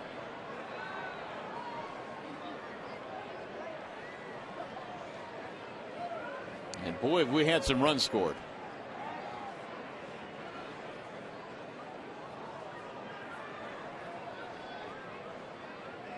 The 2-2 inside, 3 balls and 2 strikes. Paul Wilson, man. Wilson, yeah, that sounds familiar. You might be right there. Paul Wilson, Pulsifer, and Isringhausen. They were supposed to have 20-game winners for years. And he walked him. And now the Tigers have 2 men aboard.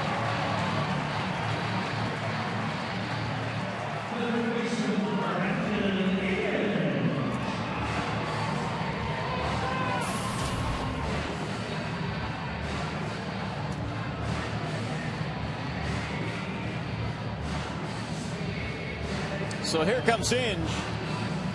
Bit by bit, the Tigers trying to get back into this one now. Down 14-8. We're in the 8th inning. Inge tonight is 0 for 3.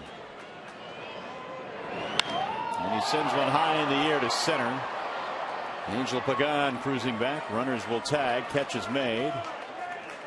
And Peralta moves up. 1 gone.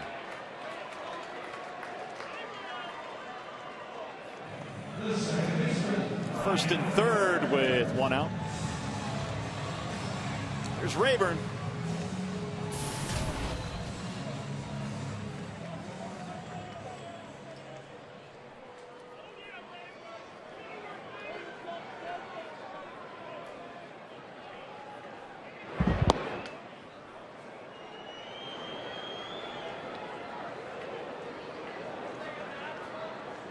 .22 runs on 28 hits combined tonight for these 2 teams. Rayburn's had a couple of hits, double and a homer, and a wave and a miss. 1-1.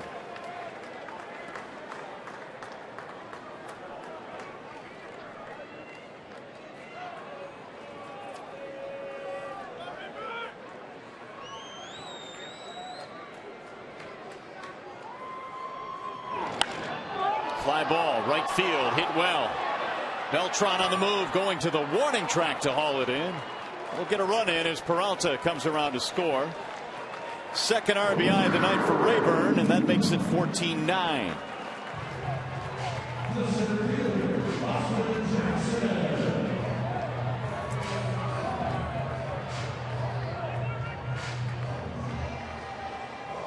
and now with 28 RBIs this year.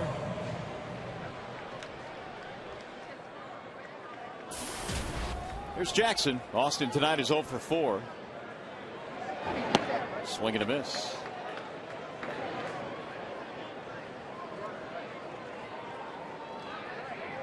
Isringhausen replacing Parnell, who was throwing over 100 miles an hour when he came in. Burdack has pitched tonight, so is Beato out of the bullpen for the Mets. Breaking ball, 0-2.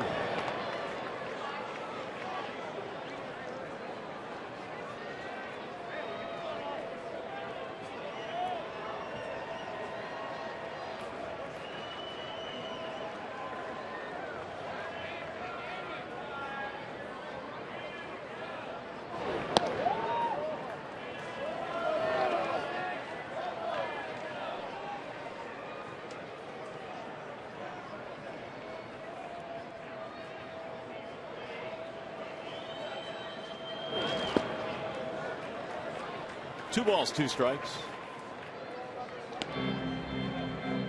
Back in 2004, when Isringhausen saved 47 for the Cardinals, he tied for the National League lead.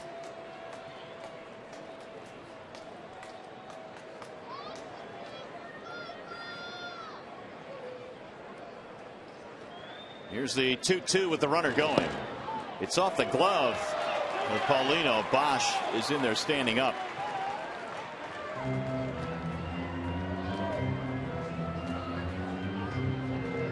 So it's 3-2.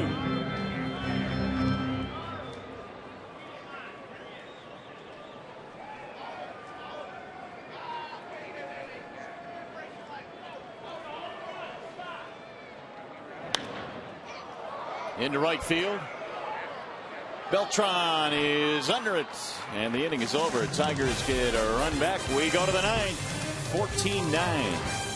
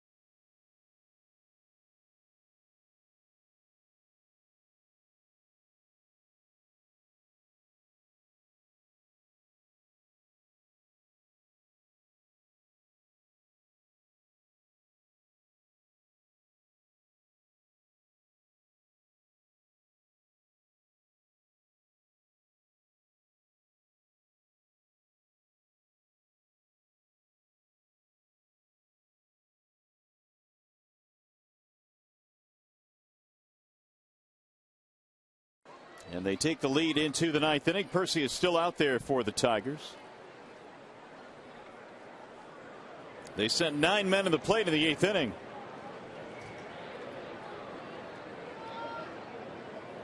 Turner, Beltran, and Paulino in the top of the ninth for the Mets as they try and take the first 2 games in this series.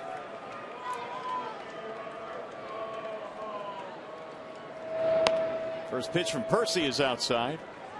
Percy, after coming out, allowed the RBI double to Pagan, 2-run single to Murphy, RBI single to Tejada as the Mets rebuilt their lead.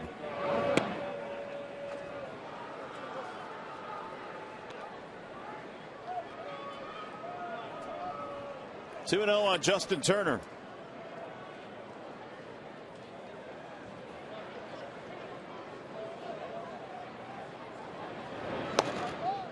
Two and one.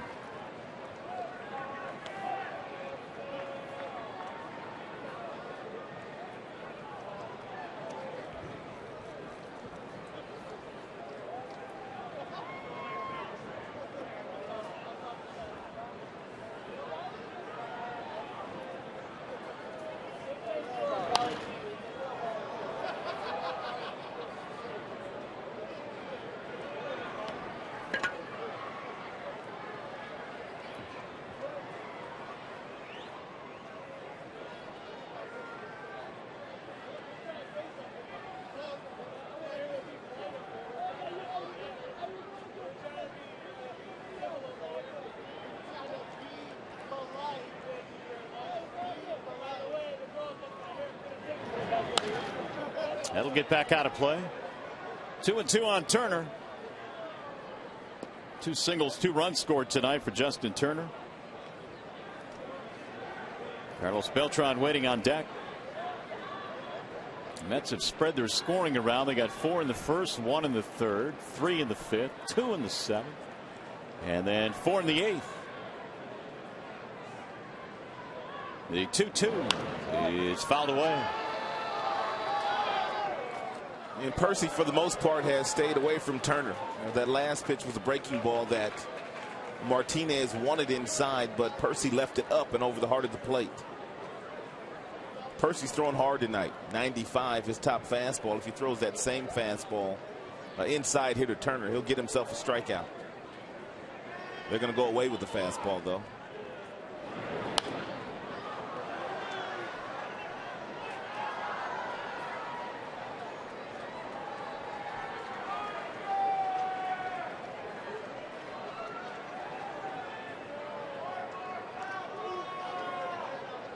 How many runs they scored last night? 12? 14. 14 last night, too? 28 in 2 games so far in this series. Oh, my goodness. Here's a ground ball to third. Inge has it there and out at first base. Turner. You know, the one thing about the fact that they've scored 28 runs, and I really can't remember how many times we've seen a New York Mets hitter move his feet because he's got pitched aggressively inside. I'm not talking about hit anybody, but I'm talking about when teams are as hot as the Mets are, you have to make them somewhat uncomfortable because they are awfully comfortable right now. Here's Carlos Beltran. Strike one. Tigers will have Dirks, Ordonez, and then Cabrera. And we get to the bottom of the ninth.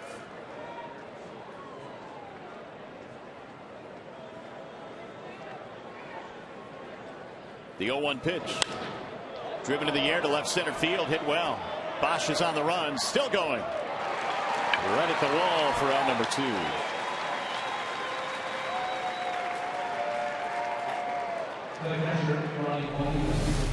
Busy night for Brennan in left field. He runs this one down at the base of the wall.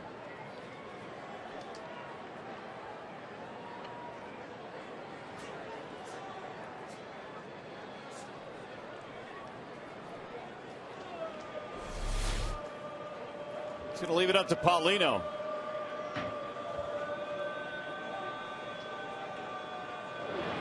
Looked like Beltran had old school flat top going. Bosch tonight with 8 putouts out there in left field. So it has been a busy night indeed. Big swing there by Paulino. 1-1. Paulino must have hurt his back on that last swing. That's no fun.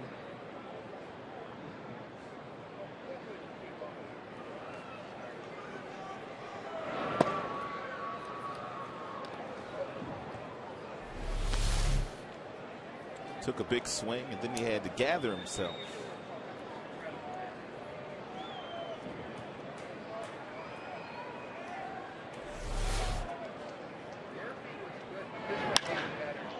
Launched to center field. Jackson on his horse. Can't get it over his head. Rolls all the way to the wall, and Paulino having a big night. That's his second double, his fourth hit. That ball looked like he hit it right off the tip of Jackson's glove.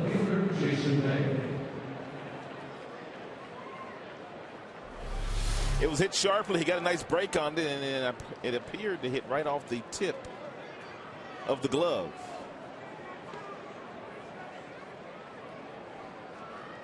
So it's a season high 19 hits now for the Mets.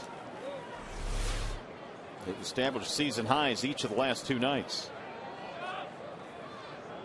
Tigers outfielders might have to ice them hamstrings after this one. They've been running around quite a bit. Not only tonight, but last night too.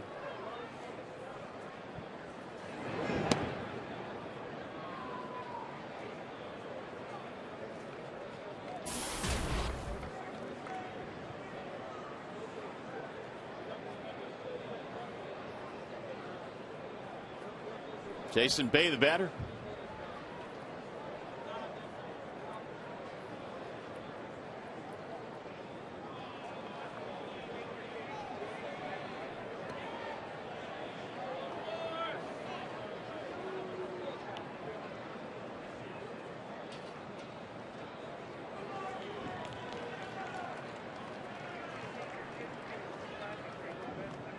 And the 1-0. Way outside. 2 balls and no strikes.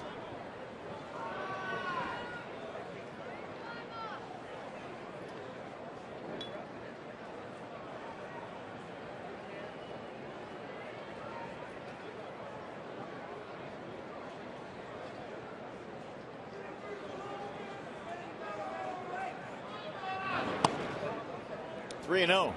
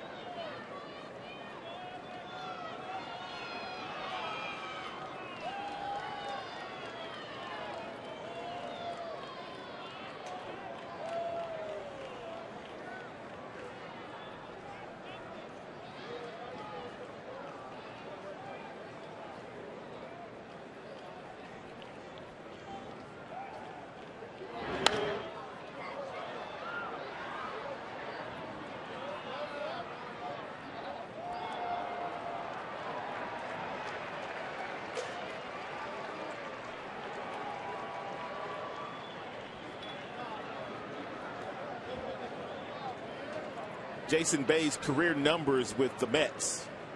Had a concussion last year, didn't play beyond at the end of July, but still not necessarily performing the way that they thought that he would perform when they signed him as a free agent a couple of off seasons ago. And another walk for Tigers pitching tonight. 7 base on balls for the Detroit staff. That's a lot of base runners. 19 hits, 7 walks. Here's Angel Pagan now with 2 outs.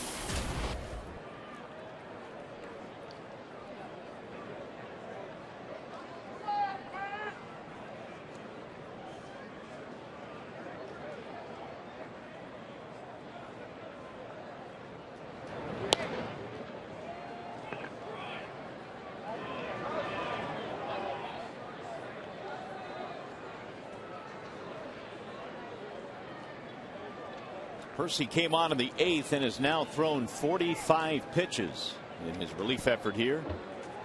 Got the first 2 outs here in the 9th, but then a double and a walk. Here's the 1-0. Driven to the gap in right center field. Jackson is not going to get this one. It'll go to the warning track. 1 run scores. They'll get 2 runs in. And the Mets continue to pour it on. Mommy, make him stop it. Here comes Jim Leyland. He's finally going to take Percy out of this game. Or maybe not. There's nobody warming up. So Leyland walking out to the mound. Now he's taking the baseball. So Percy coming out of this game.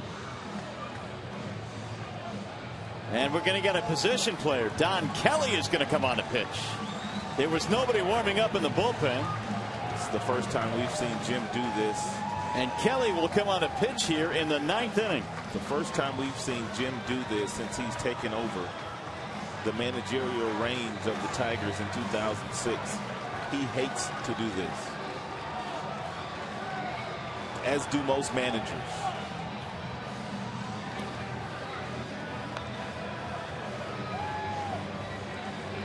It's a 16-9 game, and the Tigers will have Percy leave the game, and Don Kelly, the utility player for the Tigers, will come on a pitch here in the 9th.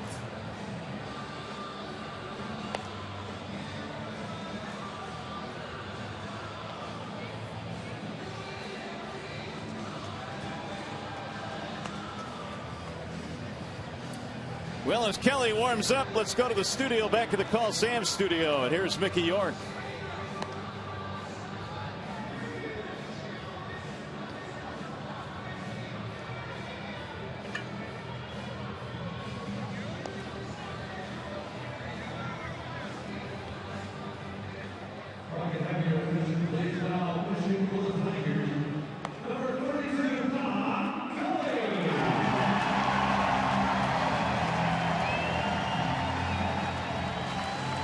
All right, Mick. Don Kelly continues his warm-up tosses here. It is 16-9. We've had 30 hits in this game, 20 of them by the New York Mets.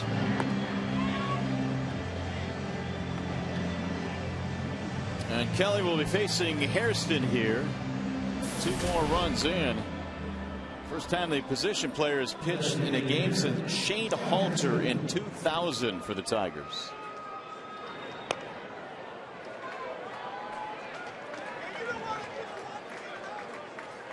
So Kelly is facing Hairston, who has walked twice tonight and tripled in 3.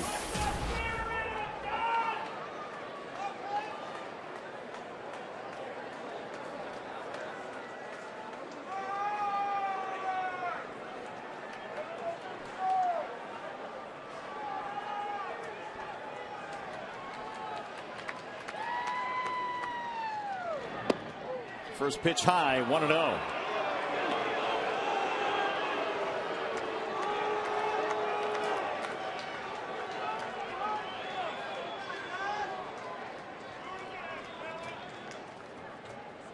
Here is Kelly's 1-0 pitch.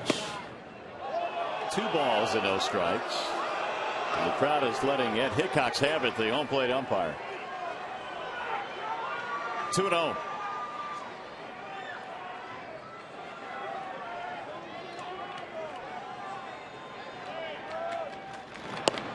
There's the strike. 86 miles an hour from Kelly.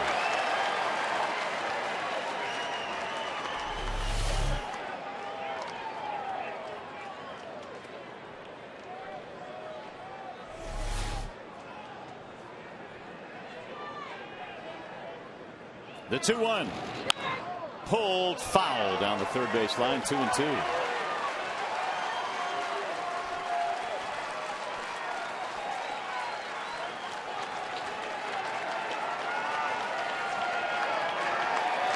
So Kelly is the emergency catcher on this team, and apparently the emergency pitcher as well.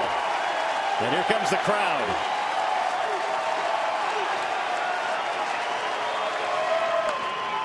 In the air, center field. He threw him a breaking ball. Jackson makes the catch, ending the inning. Don Kelly comes out to get Hairston. And we go to the bottom of the 9th.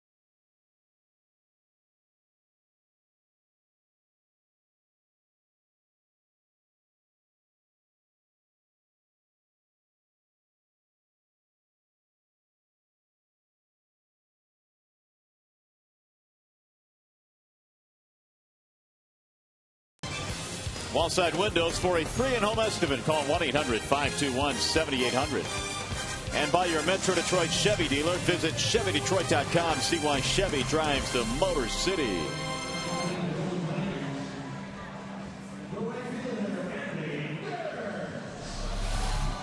Kelly threw a 2-2 breaking ball to Mr. Scott Harrison, and he tied him up.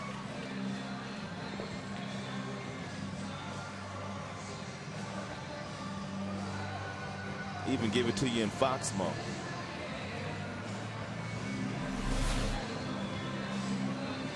So Don Kelly comes on to get the final out of the top of the 9th inning.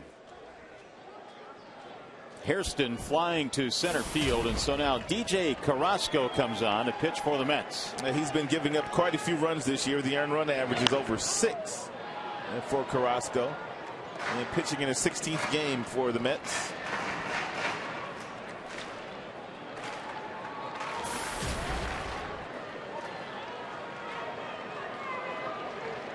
Here's the 0-1. Bouncing ball right side. Tejada throws him out. Dirks has gone 1 away. Earlier this year, Wilson Valdez, a second baseman, got the win for the Phillies in a 19-inning game. Kelly, of course, will not receive a decision in this one. He got the only batter that he faced. Here is Ordonez.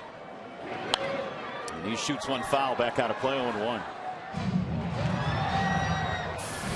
Every time the Tigers crept back late in this game, the Mets would continue to pull away.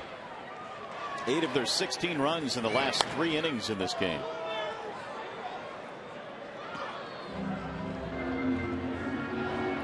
Carrasco going old school with the stirrups. He's ahead of the count, 0-2.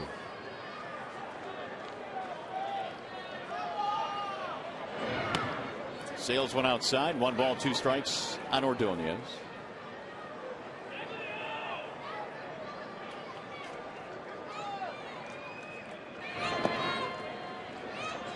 Carrasco pitching with Kansas City, the White Sox, Pittsburgh, and Arizona in his career.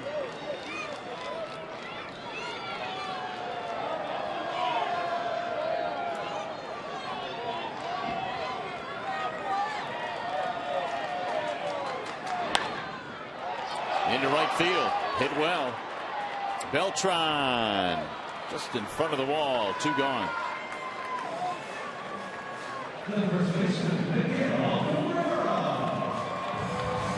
The 52 runs by the Mets in the last 4 games is a club record in a stretch like that. 14 runs last night, 16 tonight. I would venture to guess it'll be more difficult for the Mets to get runs tomorrow with Verlander on the hill. That's fouled off, and down goes Paulino. He was nailed. Where'd he get him at?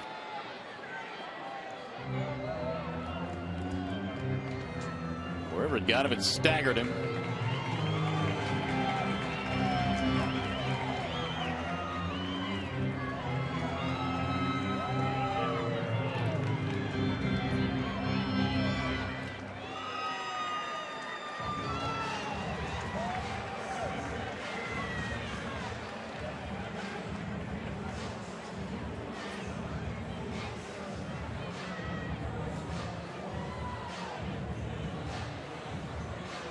Walking like he got him in the knee.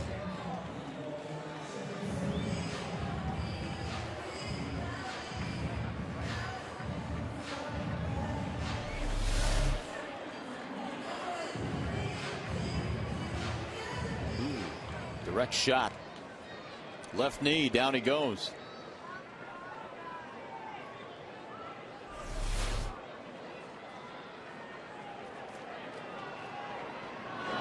Cabrera takes outside. 1 ball, 1 strike. Big night tonight for Miguel. A 2-homer night, 4 RBIs.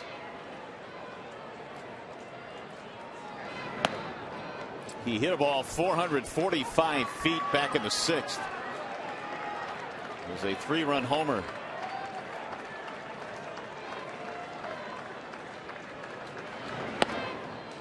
Two and two.